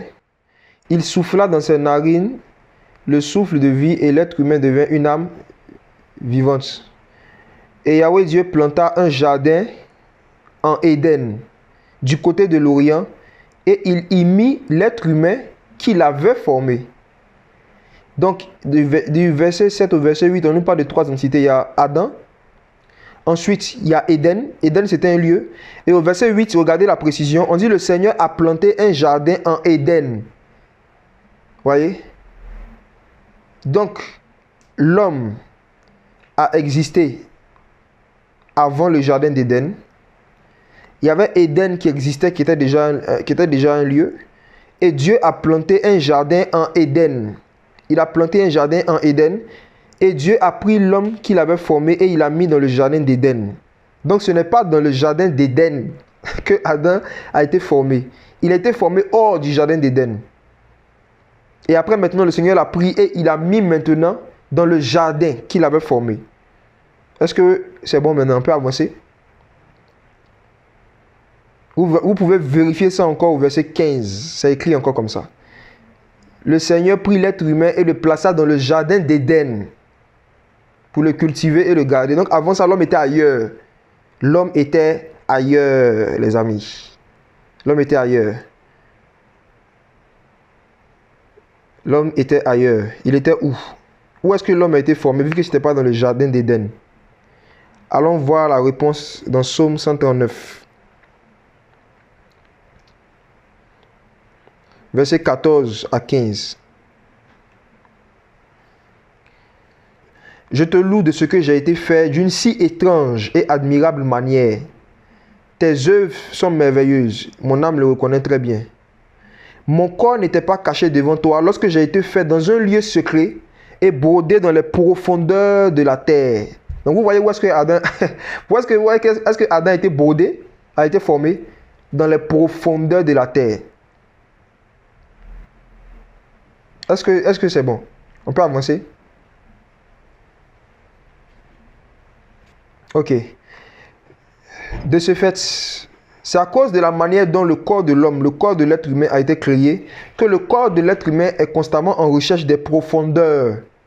Parce que nous-mêmes, on était dans les profondeurs avant. Hein? Notre corps physique a été formé dans les profondeurs de la terre. Brodé même. Littéralement, dans les profondeurs de la terre. Dans les profondeurs de la terre. Donc c'est pour cela que nous, en tant que des hommes qui sont faits de poussière, on est à la recherche des choses profondes. Il y a quelque chose en nous qui aime les choses profondes, qui sont attirés par les profondeurs. Donc concernant l'amour, qui est le sujet dont on est en train de parler, un amour superficiel ne peut jamais satisfaire un être humain. Un amour qui n'est pas profond ne peut pas étancher la soif, ne peut pas étancher le vide dans le cœur d'un être humain. Ce n'est pas possible. Ce n'est pas possible. C'est pour ça que quelqu'un peut avoir beaucoup d'enfants et puis il ne se sent pas aimé. C'est pour ça que quelqu'un peut avoir beaucoup d'amis et puis il ne se sent pas aimé. C'est pour ça que des personnes pensaient que quand ils allaient se marier, l'insatisfaction qui était dans leur cœur allait se résoudre. Le fait qu'ils ne se sentent pas aimés. Mais d'autres personnes, ça s'est aggravé après le mariage. Le sentiment de ne pas être aimé. Le vide qui est dans le cœur. Des personnes pensaient que quand ils allaient pouvoir fumer la drogue, quand ils allaient intégrer un groupe d'amis, où ils allaient faire tout ce que le groupe d'amis dit de faire, ils allaient être aimés. Il y a beaucoup de péchés que nous avions fait quand nous étions adolescents parce qu'on voulait être aimés par les gens. C'était le désir de se faire accepter, le désir de se faire aimer par les gens. Beaucoup de gens ont intégré des assemblées locales avec le rêve et l'illusion de pouvoir expérimenter l'amour qu'ils n'ont pas eu dans le monde. Et ils ont été déçus. Ils sont sortis. Beaucoup de gens cherchent à combler le désir de se sentir aimé là, à travers des choses qui ne sont pas profondes. Et c'est pour ça qu'il y a beaucoup de déceptions. Et aujourd'hui, je pense que le Seigneur va lever le voile sur un mystère qui va vous donner une paix, une joie et une satisfaction durable et éternelle. C'est la même chose que la femme samaritaine cherchait, les amis. Elle cherchait l'amour. Mais le type d'amour qu'elle expérimentait là, ça ne pouvait pas combler le vide qui est en elle, parce que ce n'était pas un amour profond. Donc à cause de la manière dont tu as été créé, mon frère, ma soeur, tu as besoin de connaître les profondeurs, les largeurs et les hauteurs de l'amour pour pouvoir être satisfait et pour pouvoir vivre en paix sur la terre. Sur la terre ici, c'est même pas parler au paradis, sur la terre ici même, il faut que tu connaisses les choses qui appartiennent à ta paix. Il ne faudrait pas qu'on soit comme la Jérusalem terrestre qui ne connaissait pas les choses qui appartiennent à sa paix. Et parmi les choses qui appartiennent à notre paix que nous devons connaître, c'est de connaître les profondeurs, les hauteurs et les largeurs de l'amour de Dieu. Donc les amis, voici, moi aussi, peut-être comme beaucoup d'entre vous, j'ai toujours voulu appartenir à un groupe de personnes où je me sens aimé. Chacun de nous a quelque chose à l'intérieur de lui où il veut se sentir aimé. Il veut juste avoir l'impression que les autres pensent à lui, que les autres l'aiment, que les autres le comprennent. Tout le monde, sans exception. Et Satan sait ça. Il sait ça. Dieu connaît nos besoins, Satan aussi. Il connaît nos besoins. Il sait qu'il y a un besoin de se faire aimer qui est dans le cœur de tous les pécheurs. Tous les pécheurs, il y a un désir de se sentir aimé. Et il sait que si tu as pu donner à quelqu'un l'illusion que tu l'aimes, si tu as pu faire croire à quelqu'un que tu l'aimes, la personne est capable de faire n'importe quoi pour toi. Lorsque un homme qui est malhonnête veut bouffer l'argent, profiter de l'argent, des biens matériels d'une femme, il lui fait croire qu'il est fou amoureux d'elle. Et si cette femme-là a réussi à croire que le gars est fou amoureux d'elle, elle sera prête à lui faire n'importe quel cadeau, n'importe quel virement bancaire. Ça sera difficile pour elle de lui refuser quelque chose. Pourquoi? Parce que Satan connaît ce principe-là dans le monde spirituel. Quand quelqu'un se sent aimé, il est difficile pour lui de ne pas obéir à la personne par qui il se sent aimé. Donc, ce qui fait que c'est difficile pour certaines personnes de pouvoir obéir à Dieu et de pouvoir faire tout ce que Dieu leur demande, c'est parce qu'ils ne connaissent pas ce que Dieu ressent pour eux. Ils ne savent pas les sentiments que Jésus a pour eux. Donc, Satan, connaissant ce principe-là, il sait que si tu as réussi à faire croire à quelqu'un que tu es fou amoureux de lui, que tu l'aimes, si quelqu'un se sent aimé par toi, il va se sacrifier pour toi. Il sait ça. Et c'est avec ça qu'il a joué avec nous tous, qu'on était païens. Tous les pécheurs du monde. C'est avec ça que Satan joue avec eux partout. Regardez dans le domaine du broutage. Qu'est-ce qui fait que un homme blanc qui est en Europe ou qui est en Amérique est capable de faire des virements, des transferts d'argent, envoyer beaucoup d'argent à quelqu'un qui n'a jamais vu, qui habite en Afrique, qui n'a jamais vu physiquement, hein. Il parle seulement avec le téléphone, il se voit physiquement dans le broutage là. Qu'est-ce qui fait que ces gens-là, ils sont capables d'envoyer toute leur fortune, d'envoyer tout leur argent? C'est un principe simple que les brouteurs utilisent. Il faut faire croire à la personne que tu l'aimes.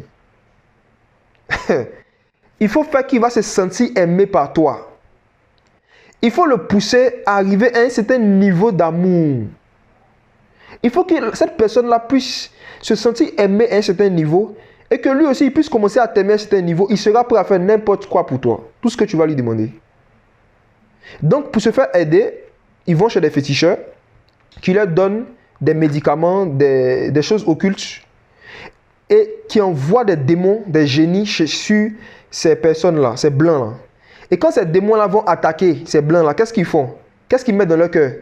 L'amour. Écoutez bien, hein. Pour vous qui êtes en Europe, peut-être que vous ne connaissez pas ces choses, ça se fait ici en Afrique. Même quand une femme, elle veut d'un homme, que l'homme ne vient pas de lui, elle peut aller voir un féticheur. Et il y a des démons, il y a des esprits qui sont capables de créer dans le cœur de cet homme-là des sentiments pour le cœur de cette femme. Parce qu'il y a des démons même qui travaillent dans le domaine de l'amour. Est-ce que vous savez ça?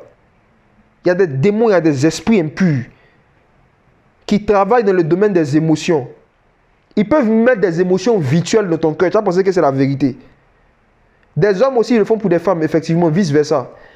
Quelqu'un peut aller voir un marabout, un féticheur, avec une photo, ou bien avec quelque chose qui a touché le corps de la personne. Et puis, ils vont faire des incantations. Et à travers ces incantations-là, il y a des démons, il y a des esprits qui peuvent venir semer des sentiments éphémères, temporaires, qui ne sont pas profonds, des sentiments superficiels, dans le cœur de quelqu'un. Juste pour que la personne, tu puisses faire de lui ce que tu veux et que la personne fasse de toi ce qu'il veut pendant un temps. Et même dans la mythologie grecque, effectivement, il y a un esprit qu'on appelle Cupidon. En général, il est représenté par un enfant qui a des ailes et qui a attrapé une flèche, n'est-ce pas? Qui a attrapé une flèche et qui tire. Et quand quelqu'un tombe amoureux, il y a une expression française qui dit qu'il a été touché par Cupidon. Il y a une expression, vous avez déjà entendu, je suppose. Hein. On dit, ouais, elle était touchée par Cupidon. Ça veut dire qu'eux-mêmes, ils savent qu'il y a des esprits qui peuvent venir toucher le cœur de quelqu'un. Et qui va faire qu'il va ressentir des sentiments. Des sentiments. Donc, les amis, quand on était pécheurs, Satan jouait avec nos sentiments. Et il continue de jouer avec le sentiment de beaucoup de pécheurs aujourd'hui. Comment? En créant des endroits, des systèmes de péché. Mais pour les pousser vraiment à aller en profondeur dedans, il faut les faire croire qu'ils sont aimés de la communauté. Il faut les faire croire qu'ils sont aimés. Il faut qu'ils se sentent aimés. Et tant qu'ils vont se sentir aimés, ils seront prêts à se sacrifier et à se soumettre.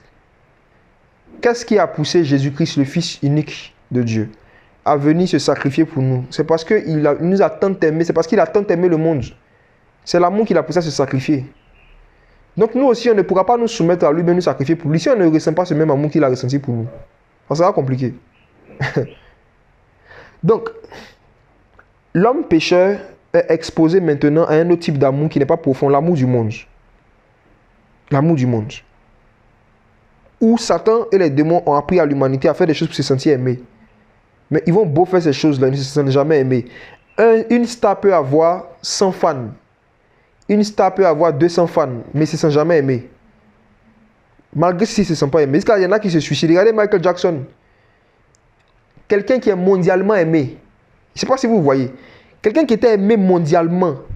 Même nos grands-pères du village aimaient Michael Jackson. Quelqu'un qui était aimé par des générations. Mais lui-même, il ne se sentait pas aimé. Tu peux aimer quelqu'un sans que la personne ne ressente ton amour.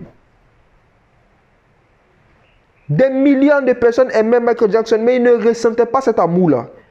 Ça l'a poussé à devenir dépendant à certains stupéfiants et finalement, il s'est suicidé. Vous voyez? Si tu ressens quelque chose pour quelqu'un et que la personne n'est pas capable aussi de ressentir ce que tu ressens pour lui, cet amour-là ne lui sert à rien. Je ne sais pas si vous m'entendez. Donc, appliquez ce principe-là même au Créateur, à Dieu, et vous allez voir que l'amour de Dieu ne sert à rien à des pécheurs tant qu'ils ne le ressentent pas. De la même manière que Michael Jackson peut se sentir seul et mal aimé, se suicider, alors qu'il y a des millions de personnes qui l'aiment, c'est comme ça aussi, tu vas voir des chrétiens qui veulent se suicider. Tu vas voir des gens qui sont dans la foi chrétienne qui veulent se suicider. Tu vas voir des gens qui ont tout socialement ce qu'il faut, ce qu'un homme, tous les hommes rêvent d'avoir.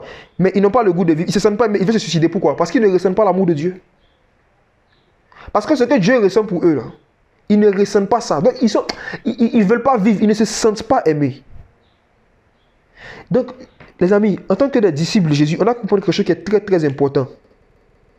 Se sentir aimé, là, c'est quelque chose qui est très, très important pour être toujours en paix. Se sentir aimé est quelque chose qui est toujours important pour être toujours en joie, toujours en paix.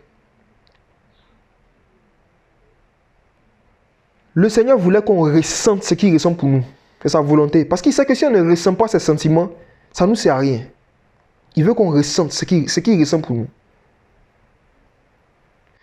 Donc, vous qui êtes mariés, il est important que vous compreniez quelque chose. Ce qui a fait que ton mari ou ta femme t'a suivi dans cette histoire de mariage, c'est parce que il ou elle s'est senti aimé.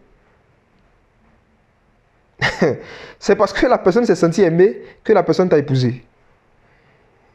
Et ce sentiment que la personne a ressenti là, la personne l'a ressenti suite à certains actes que tu as posés à son égard et certaines paroles que tu lui as dites.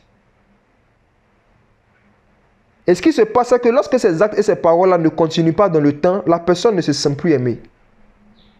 Vrai ou faux? Tu peux être assis et puis dans ta tête, tu te dis c'est la façon je l'aime.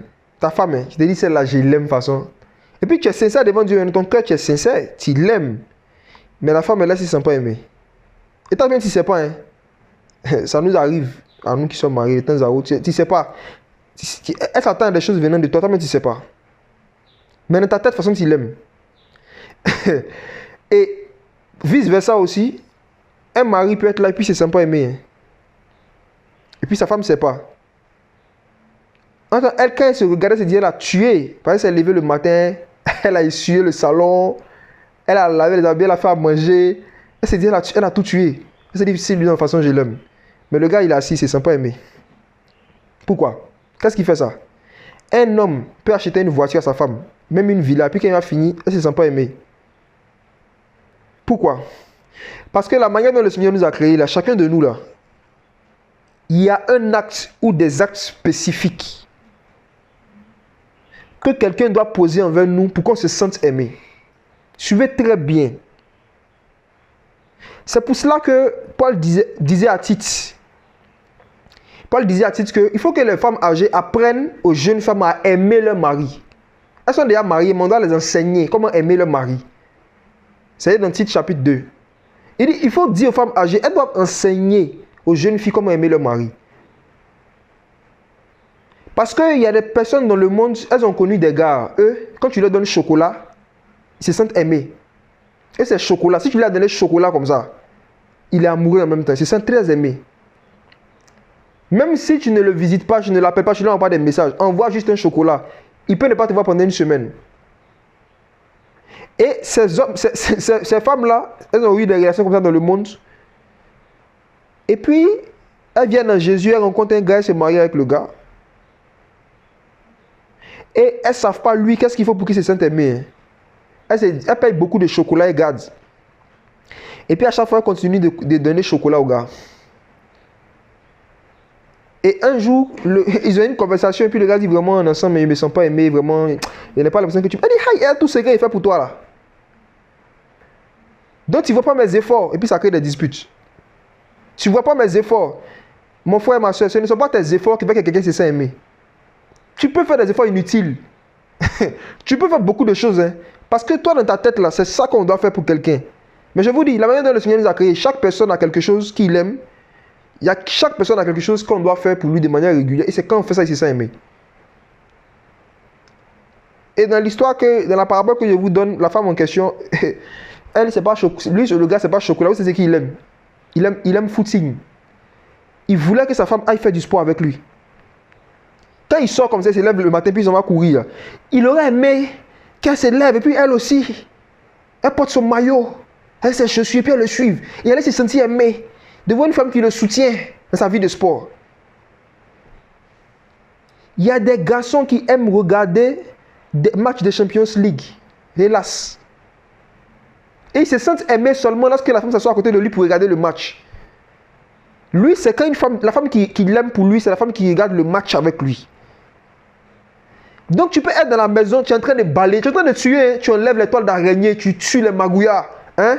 Tu poursuis les cafards, tu nettoies tout, tu nettoies le plafond, tu nettoies le salon, hein? Tu es en train de préparer, tu sors même, tu décores la maison, tu parfumes. Et puis le gars, il est assis au salon, il est devant sa télé, puis c'est sympa aimé. Et un jour, vous parlez, il te dit, il a l'impression que tu ne m'aimes pas, puis tu lui dis, non, toi tu es mauvais, tu es ingrat, et tout ce qu'il fait pour toi, et tout ce qu'il fait pour toi. Parce que beaucoup de personnes ne comprennent pas que ils ne doivent pas chercher à faire beaucoup de choses. Ils doivent chercher à faire ce qui est nécessaire. Je prends un passage dans les Écritures pour montrer que ce que j'ai dit est biblique. Regardez l'histoire de Marthe et de Marie. Regardez l'histoire de Marthe et de Marie. Jésus est venu manger chez eux. Et qu'est-ce qui se passe? Marie connaissait ce qu'il faut faire pour que Jésus se sente aimé. Elle connaissait. Suivez bien. Marthe, elle, quant à elle, elle connaissait ce qu'il faut faire pour qu'un homme en général se sente aimé. Pour qu'un homme en général se sente aimé, il faut lui préparer à manger. Il faut faire son plat préféré. Peut-être que c'est ce que sa maman lui a enseigné. Peut-être que c'est ce que sa grand-mère lui a enseigné. Peut-être que c'est ce que ses voisines du quartier lui ont enseigné. Mais Jésus n'était pas un homme comme les autres. Contrairement aux autres hommes, lui, ce n'est pas le fait de lui donner à manger. Ce n'est pas quand tu lui donnes à manger qu'il se sent aimé. Lui, il se sentait aimé lorsque tu recevais la nourriture que lui donnait. Jésus était venu chez eux pour leur donner la nourriture spirituelle. Mais Marthe s'est dit non, je vais laisser Jésus au salon et je vais aller lui apporter de la nourriture physique. Et elle est passée à côté. Elle était en train de tout tuer dans la cuisine. Oh les amis, souvent quand je lis l'histoire, je m'imagine le plat qu'elle était en train de faire. Elle connaissait Jésus, c'était leur ami. Les Écritures disent qu'il avait l'habitude de venir chez eux parce qu'il était ami aussi à Lazare. Donc il a rendu visite souvent. Donc sûrement, elle savait ce qu'il aimait manger. Elle savait ce qu'il aimait manger. Et sûrement qu'en tant qu'une bonne juive, elle a lu l'histoire d'Isaac qui devait bénir ses enfants. Et avant de bénir, il faut préparer un plat. Si tu veux toucher le cœur d'un garçon, il faut toucher son estomac. Donc tu fais un plat, tu lui donnes, il va te bénir. Donc elle se disait que quand elle allait préparer pour Jésus, Jésus allait manger. Et quand il allait finir de manger, il allait commencer à prophétiser sur elle. Comme c'était un nouveau pasteur. Il dit qu'il faut recevoir l'homme de Dieu en qualité de prophète. Quand il vient, il faut préparer pour lui, il va manger. Regardez Jésus, regardez Jésus. Les gens ont fait ça, ils disent non, non, non, non, non, c'est pas pour ça que je suis venu. Jésus n'est pas venu parce qu'il était midi. Il n'est pas venu parce qu'il n'avait pas mangé chez lui. Jésus n'est pas venu parce que son apôtre Pierre ne savait plus pêcher du poisson. S'il voulait manger, il allait manger chez Pierre là-bas. Il était venu donner la nourriture, il n'était pas venu prendre la nourriture. Mais cette femme n'a pas discerné ce qu'il fallait faire pour que Jésus se sente aimé. Et il y a une seule qui a discerné, elle s'appelle Marie. Elle s'est assise à ses pieds et elle a commencé à l'écouter. Écoutez ceci, frères et sœurs. Il y a des personnes qui se sentent aimées lorsqu'on leur parle. Et il y a d'autres personnes qui se sentent aimées lorsqu'on les écoute. Ça existe sur la terre ici. Il y a des personnes qui se sentent profondément aimées quand ils trouvent quelqu'un. La plupart, ce sont des femmes qui sont comme ça. Quand ils trouvent quelqu'un, même un ami, qui est capable de l'écouter pendant 3 heures sans parler. Et puis c'est ceux qui parlent. Elles se sentent aimées façon. Il y a des femmes qui aiment ça. Elles aiment avoir des amis qui sont là, qui les écoutent. Elles aiment les gens qui les écoutent seulement. Ils ne parlent pas, hein, c'est ceux qui parlent. Elles aiment ça, ça les touche. Ça les touche. Il y a des femmes comme ça. Et la plupart des femmes sont comme ça. Et la plupart des femmes, vous allez voir que quand les gars veulent les séduire, ils jouent à ce jeu-là. On appelle ça être attentionné. Ça veut dire qu'ils vont se jouer, les gars attentionnés. Un jour, ils t'appellent, allô, tu vas bien? Comment s'est passée ta journée? Et puis c'était, il te laisse. Il sait qu'il a appuyé sur play. Il a appuyé sur play.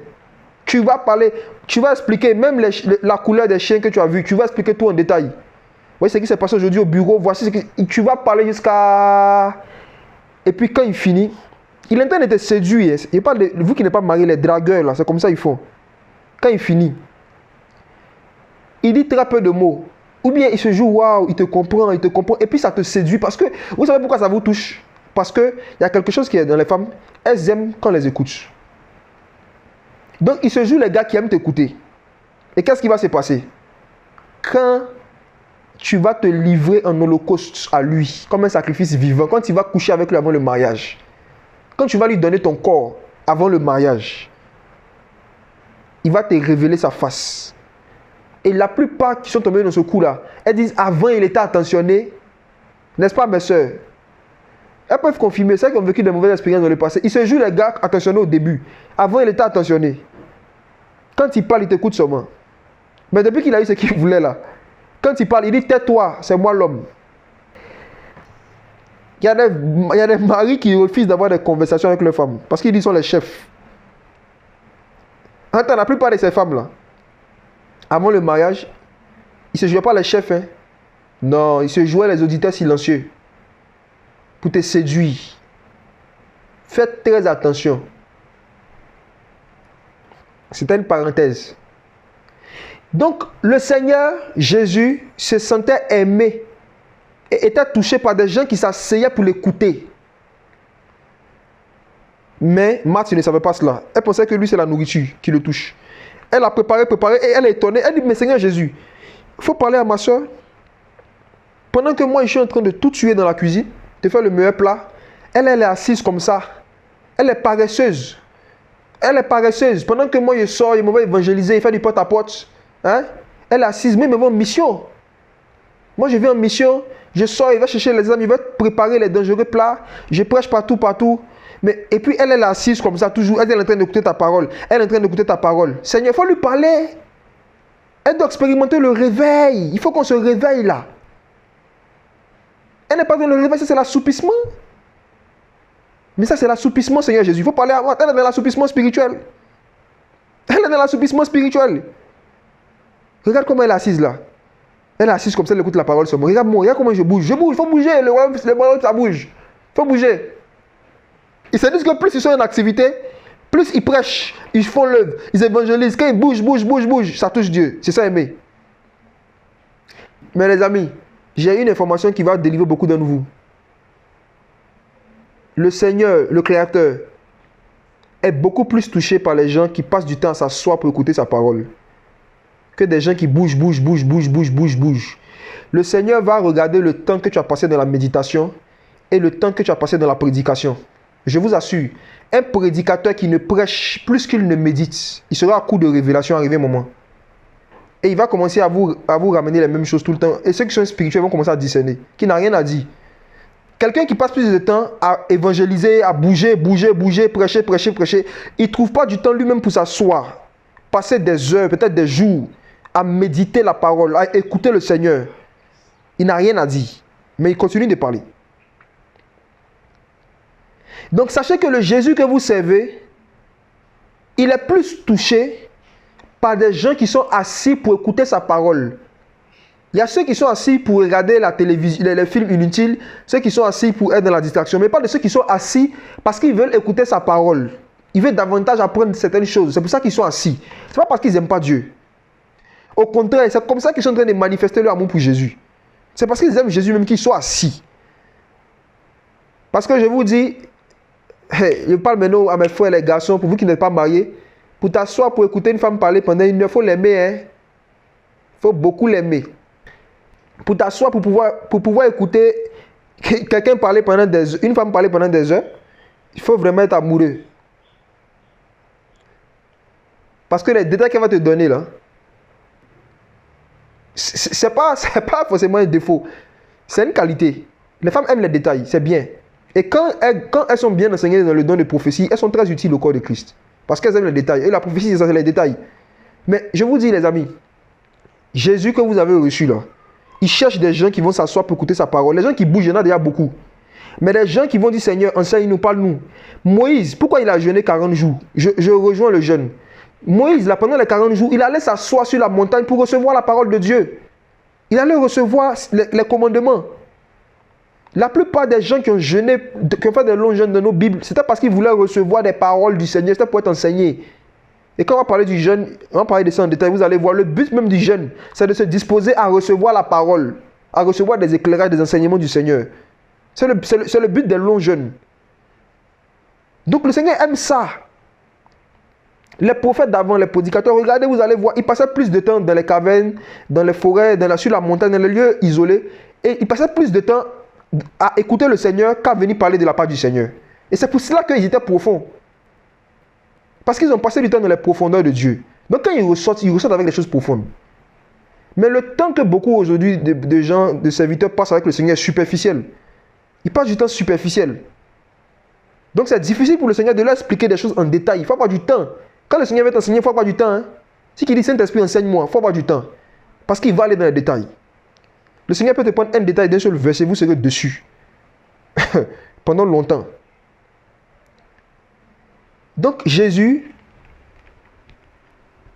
il a vu la preuve de l'amour de Marie dans le fait qu'elle acceptait de s'asseoir pour écouter sa parole. Mais Marthe, elle bougeait.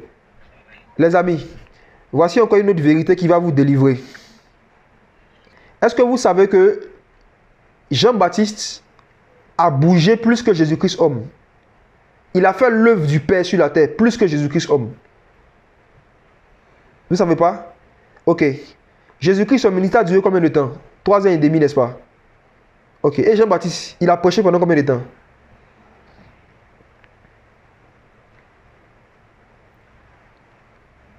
Vous êtes d'accord, moi, qu'il a commencé son ministère avant le ministère de Jésus-Christ homme? On est d'accord, on s'arrête dessus, c'est bon? Donc Jean-Baptiste a passé plus de temps dans la prédication, dans l'œuvre. Il a prêché plus de temps que Jésus-Christ, on est d'accord? Parce qu'il a fait longtemps avant lui. Vous voyez? Mais regardez quelque chose. Pour ceux qui pensent que l'affection que le Seigneur a pour toi augmente ou diminue en fonction de tes œuvres, de ton activisme dans l'œuvre de Dieu, Jésus-Christ vient se faire baptiser. Et j'ai une question à vous poser. Est-ce que quand Jésus-Christ est venu se faire baptiser, il avait déjà prêché? Non. Est-ce que quand Jésus-Christ était venu se faire baptiser, il avait déjà chassé les démons, fait des miracles? Non. Est-ce que quand Jésus était venu se faire baptiser, il avait déjà commencé à marcher de ville en ville, de village en village pour aller guérir ceux qui étaient sous l'empire de Satan? Non. Donc vous êtes d'accord avec moi que jusqu'à 30 ans, Jésus-Christ n'a pas fait un griffe, ce que nous on appelle l'œuvre de Dieu. Il n'a pas fait l'œuvre de Dieu, n'est-ce pas? Il n'a pas fait des ministères. Pendant 30 ans. Ok. Maintenant, pour le féliciter de ne pas avoir prêché pendant 30 ans, pour le féliciter de ne pas avoir fait son ministère pendant 30 ans, la Bible dit quoi? Allons lire. Vous allez voir un témoignage que Dieu donne de quelqu'un qui n'a pas fait l'œuvre pendant 30 ans. Son diplôme. Allons dans Matthieu chapitre 3, versets 16 à 17. C'est quelque chose qu'on connaît. Matthieu 3, verset 16 à 17. Je lis. Dès que Jésus eut été baptisé, il sortit aussitôt hors de l'eau. Et voici les cieux lui fut ouvert, et il vit l'Esprit de Dieu descendant comme une colombe et venant sur lui. Et voici qu'une voix venue des cieux disait, celui-ci est mon fils bien-aimé, en qui j'ai pris plaisir. Dans d'autres versions, on dit en qui j'ai mis toute mon affection.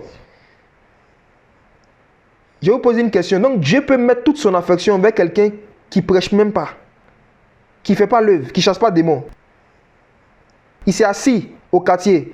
Il a fait charpenterie seulement. Et puis Dieu dit, c'est en lui que j'ai pris plaisir. Est-ce que vous comprenez? Donc, ne vous dites pas que parce que vous avez fait longtemps sans faire l'œuvre, en griffe, l'œuvre publique, que Dieu ne prend pas plaisir en vous. Voici Jésus-Christ, le Fils de Dieu. Dieu prenait plaisir dans son Fils, alors qu'il n'avait jamais prêché. Mais celui-même qui prêchait, qui était en bas du soleil, Jean-Baptiste, il a fait un ministère difficile. Hein? C'est pour ça aussi que le Seigneur a rendu bon témoignage de lui après. Son ministère, ce n'est pas facile. Hein? Il n'y avait pas de chaise. Ça fait un, il n'y avait pas de chaise, il n'y avait pas de bâche. C'était dans le désert, c'était en plein air. Et il ne mangeait pas la nourriture solide, il ne mangeait que des sauterelles et du miel. Mais ce n'est pas de lui que le ciel a rendu témoignage pour dire, celui-ci est mon fils bien-aimé en qui j'ai pris plaisir. Non. Dieu a pris plaisir dans son fils, et son fils, qu'est-ce qu'il avait fait? Rien. Il n'avait rien fait. Cette déclaration-là, le Seigneur a donné ça pour nous montrer que Dieu prend plaisir en nous, pas en fonction de notre activisme et de nos œuvres. Sinon, normalement, il allait dire ça à la fin du ministère terrestre de Jésus-Christ homme. On est d'accord? Quand il allait finir d'être crucifié, il a fini de prêcher. Là, il va dire, voilà, celui-ci, c'est mon fils maintenant. Mais hélas, il a dit ça pendant qu'il n'avait jamais rien fait. Mais par contre, il a fait quelque chose pendant 30 ans. Et c'est pour ça que Dieu a dit, celui-ci est mon fils en qui j'ai pris plaisir. Il a fait la même chose que Marie avait fait. Marie s'était assise pour écouter le Seigneur. Et il a dit, voici celle en qui j'ai pris plaisir. Et Christ en tant qu'homme, regardons ce qu'il a fait dans Luc 2, verset 52. Il faut qu'on comprenne les profondeurs de l'amour de Dieu. Dieu nous aime comme ça, gratuitement. Même quand on ne faisait pas les bonnes œuvres, il avait déjà prouvé son amour. Ah, Jésus. Luc 2, verset 51 à 52. Les amis, allons au verset 49 pour pousser la révélation un peu plus profondément. Pour aller un peu en profondeur. Quand ses parents le virent, on parle de Jésus, il fut étonné et sa mère lui dit, mon enfant, pourquoi as-tu agi ainsi? Voici ton père et moi te cherchions avec angoisse. Et il leur dit, pourquoi me cherchez-vous? Ne savez-vous pas qu'il faut que je m'occupe des affaires de mon père? C'est écrit comme ça dans toutes vos versions. Ne savez-vous pas qu'il faut que je m'occupe des affaires de mon père? C'est écrit comme ça? Ok. Ah, dans une version, on dit, ne savez-vous pas qu'il me faut être avec mon père? Vous avez vu ça? Ah, je n'avais pas vu cette version-là. Mais regardez, il dit, ne savez-vous pas que je dois être dans la maison de mon père? Il faut que je m'occupe des affaires de mon père. Donc, attendez, faisons une pause ici. Jésus avait quel âge? Il avait 12 ans, on est d'accord? Il avait 12 ans. Hein. Donc, il a commencé à prêcher à quel âge? À 30 ans. Il a commencé son service public à quel âge? À 30 ans. Mais à 12 ans, déjà, il s'occupait des affaires de son père. Déjà à 12 ans. Donc, prêcher, ce n'est pas forcément s'occuper des affaires de son père. C'est pas parce que quelqu'un est en train de prêcher, qu'il est en train de faire des miracles, qu'il est en train de s'occuper des affaires du père. Non. Non, c'est pas ça les affaires du père. faire le ministère et s'occuper des affaires du Père, c'est deux choses très différentes. Jésus, Christ homme, s'est occupé des affaires de son Père à 12 ans. Et ça n'avait rien à voir avec la prédication, l'évangélisation, chasser les démons, baptiser les gens, guérir les malades. Ça n'avait rien à voir avec ça. Chanter dans un groupe musical, c'est pas ça s'occuper des affaires de son Père. C'était quoi s'occuper des affaires de son Père? Ils ont décrit ça dans la suite. Qu'est-ce qu'il faisait de 12 ans jusqu'à 30 ans? Et puis c'est après avoir fait ça, ils ont dit celui-ci est mon fils bien-aimé. C'est après avoir fait ça. On dit celui-ci est mon fils bien-aimé. On va lire ça. Allons dans Luc 2, verset 51. Première chose, alors il descendit avec eux et vint à Nazareth et il leur était soumis. Et sa mère gardait toutes ses paroles dans son cœur. Voici la première chose que Jésus-Christ homme a fait. Et c'est ça qu'on appelle s'occuper des affaires de son père. Il faut être soumis à ses parents biologiques. Il y a beaucoup de jeunes qui sont en palabre avec leurs parents biologiques mais qui ont fini à l'évangélisation. Il y a beaucoup qui ne sont pas soumis à leurs parents mais qui veulent s'occuper des affaires du père. Je m'explique. Vous savez, quand vous allez lire Matthieu 10, le verset 34, Jésus était clair. Il a dit, je ne suis pas venu apporter la paix dans le monde. Je suis venu apporter l'épée. Dans une même maison, le père sera contre le fils contre la fille, tout ça. Donc là, Jésus-Christ était en train de prophétiser qu'il allait avoir des séparations et des distances dans des familles entre des parents et des enfants à cause de quoi? De l'évangile. À cause de l'épée. C'est le seul motif valable qui justifie une séparation et une rupture de lien total entre des parents et des enfants. L'épée.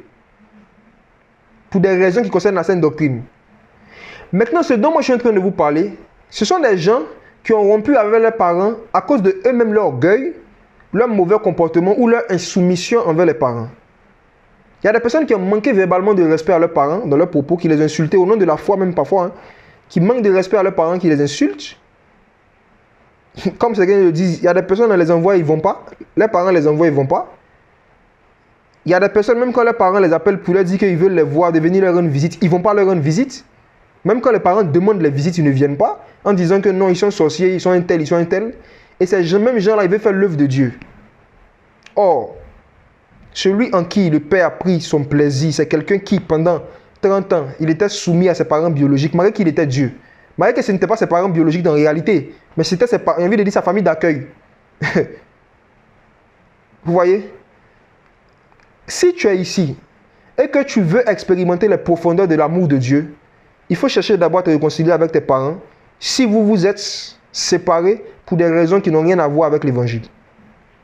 Et même pour les raisons qui ont à voir avec l'évangile, il faut profondément se remettre en cause. Comment est-ce que tu leur as parlé? Est-ce que tu leur as parlé avec la douceur?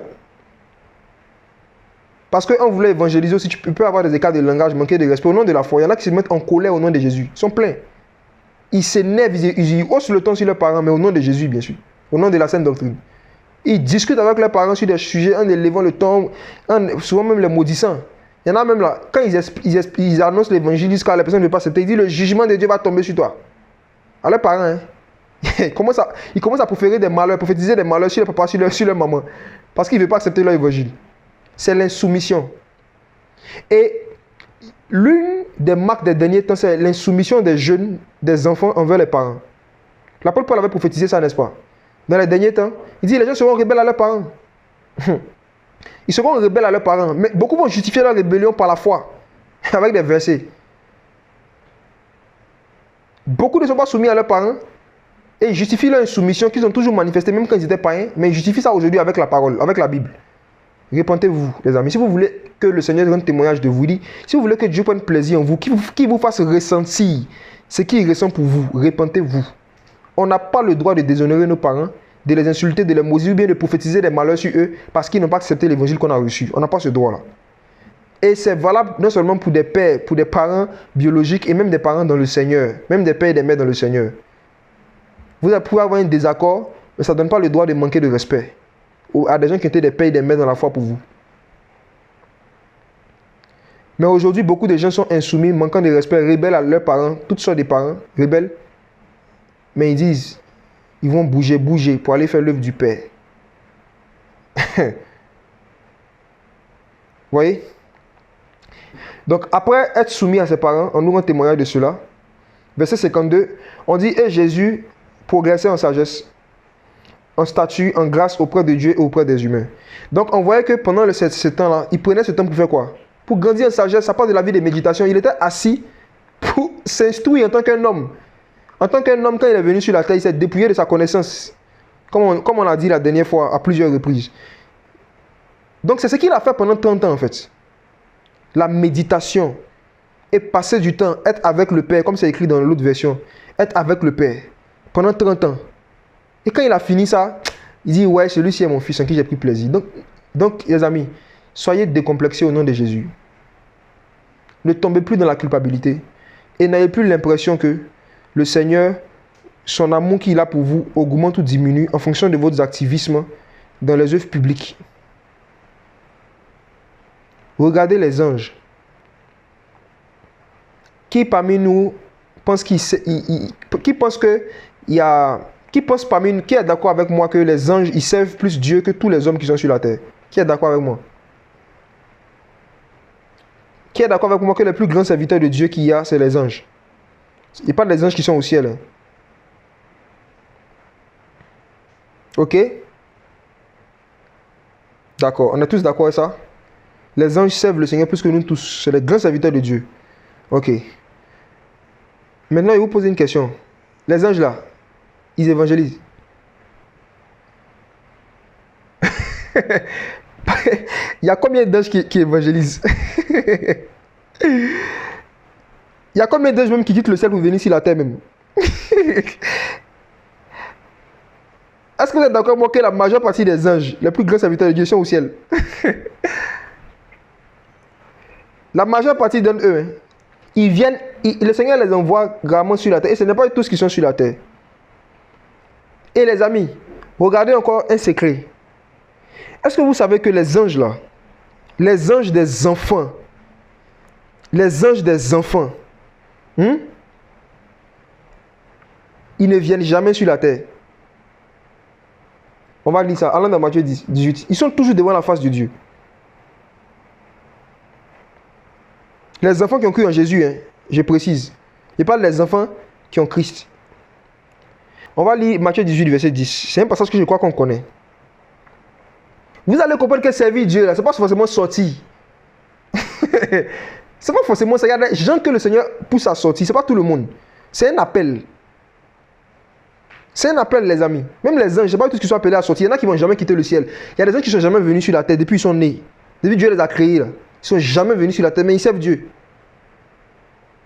Matthieu 18, verset 10. Gardez-vous de mépriser un seul de ces petits. Car je vous dis que dans les cieux, je vous dis que où? Dans les cieux, c'est écrit chez tout le monde. Hein? Je peux continuer la lecture, je vais m'assurer quoi. Est-ce que c'est écrit dans les cieux chez tout le monde? Dans les cieux. Leurs anges voient continuellement la face de mon Père qui est dans les cieux. Donc, les anges des petits qui croient en Jésus, la petite fille, c'est ce que je rappelle la dernière fois. Les anges des petits, là, continuellement, ils sont où? Où ils sont continuellement? Dans les cieux. Dans les cieux, et ils voient continuellement dans les cieux la face du Seigneur. C'est un privilège que ces anges-là ont, en fait. Mais ce sont des serviteurs de Dieu. Donc, vous comprenez que le service, il y a plusieurs formes de service pour le Seigneur, mais le service que nous, on a en commun avec les anges, c'est le fait d'être dans la face de Dieu pour contempler sa face. C'est la contemplation de la face du Seigneur. C'est ce service-là, que tu sois ange, que tu sois homme, que tu dois faire. C'est le ministère de tous les chrétiens. S'asseoir dans la présence du Seigneur. Et puis méditer sur lui, le contempler, c'est-à-dire réfléchir, essayer de comprendre, de savourer, de glorifier ces différentes facettes, ces différentes personnalités. C'est le fait d'apprécier la présence de Dieu. Le fait de méditer sur la présence de Dieu. Le fait de savourer la présence de Dieu. Le fait de psalmodier la présence de Dieu. Voici le service que la majeure partie des anges font. Tous les anges ne viennent pas sur la terre forcément. Quand on regarde le service, ce qu'on appelle servir Dieu, en fait, c'est s'asseoir à ses pieds pour écouter sa parole. Et même dans le ciel, c'est ce qui se passe en fait.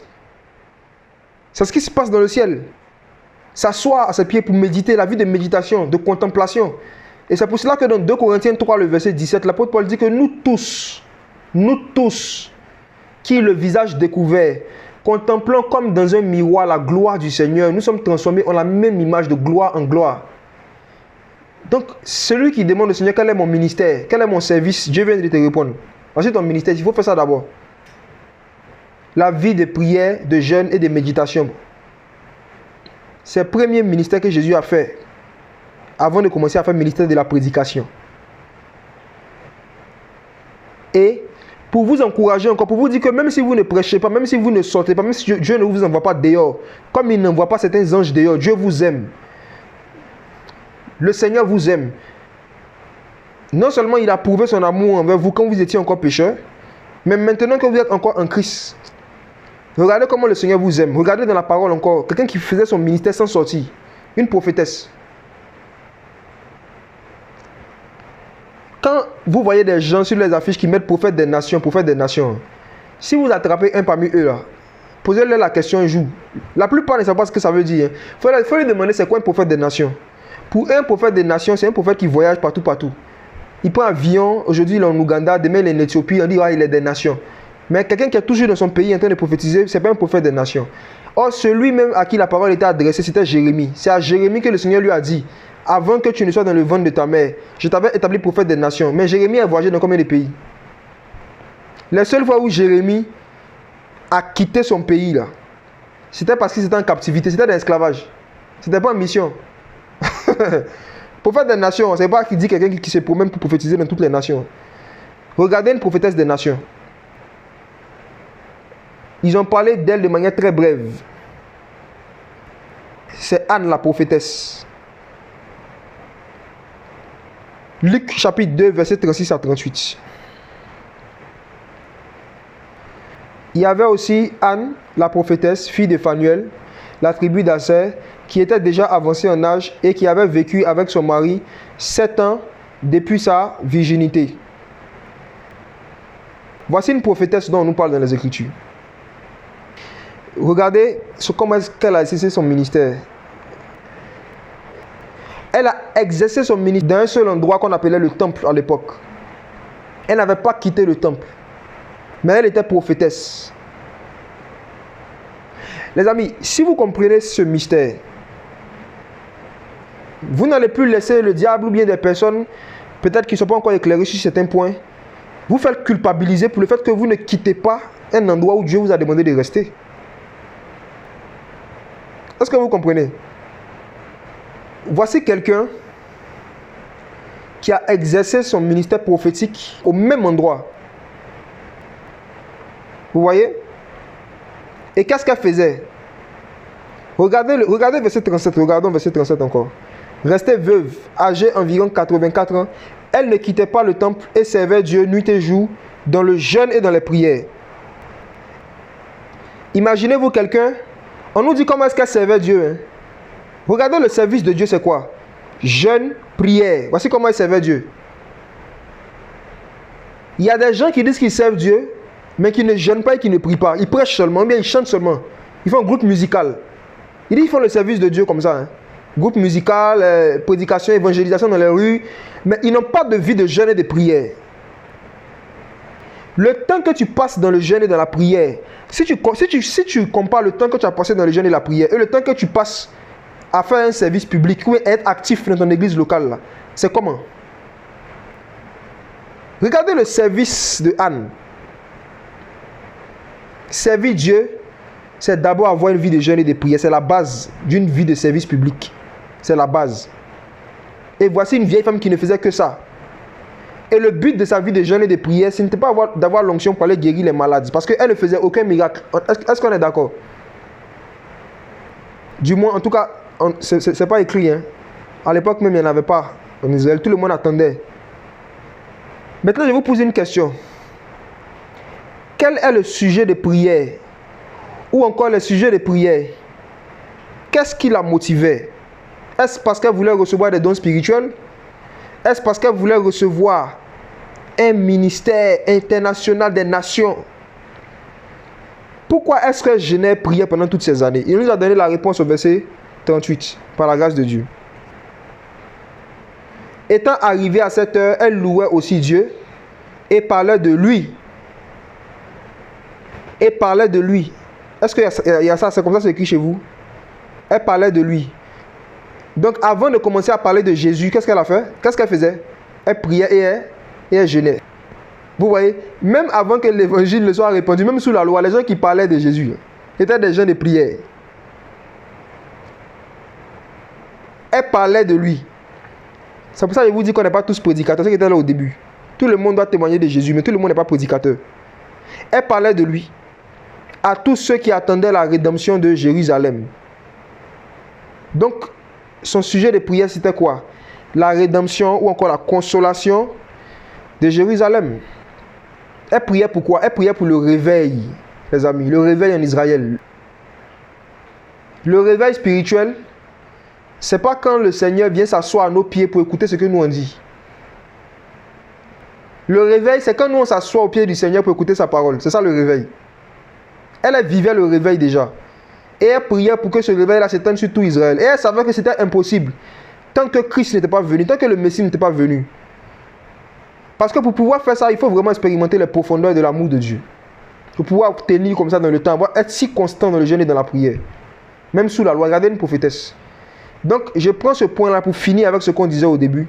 Ne soyez pas complexés parce que Dieu ne vous envoie pas pour aller prêcher dehors. Vous n'êtes pas les seuls. Même des anges aussi, il ne les envoie pas pour aller prêcher dehors. Certains anges. Il y a des personnes qui l'envoient pour aller prêcher, d'autres qui ne l'envoient pas pour aller prêcher. Il y a d'autres, il les pousse simplement à intercéder pour ceux qui sont en train de prêcher. Il y a d'autres, il les pousse simplement à méditer davantage pour s'occuper même des gens qui sont chez eux à la maison. Ainsi de suite.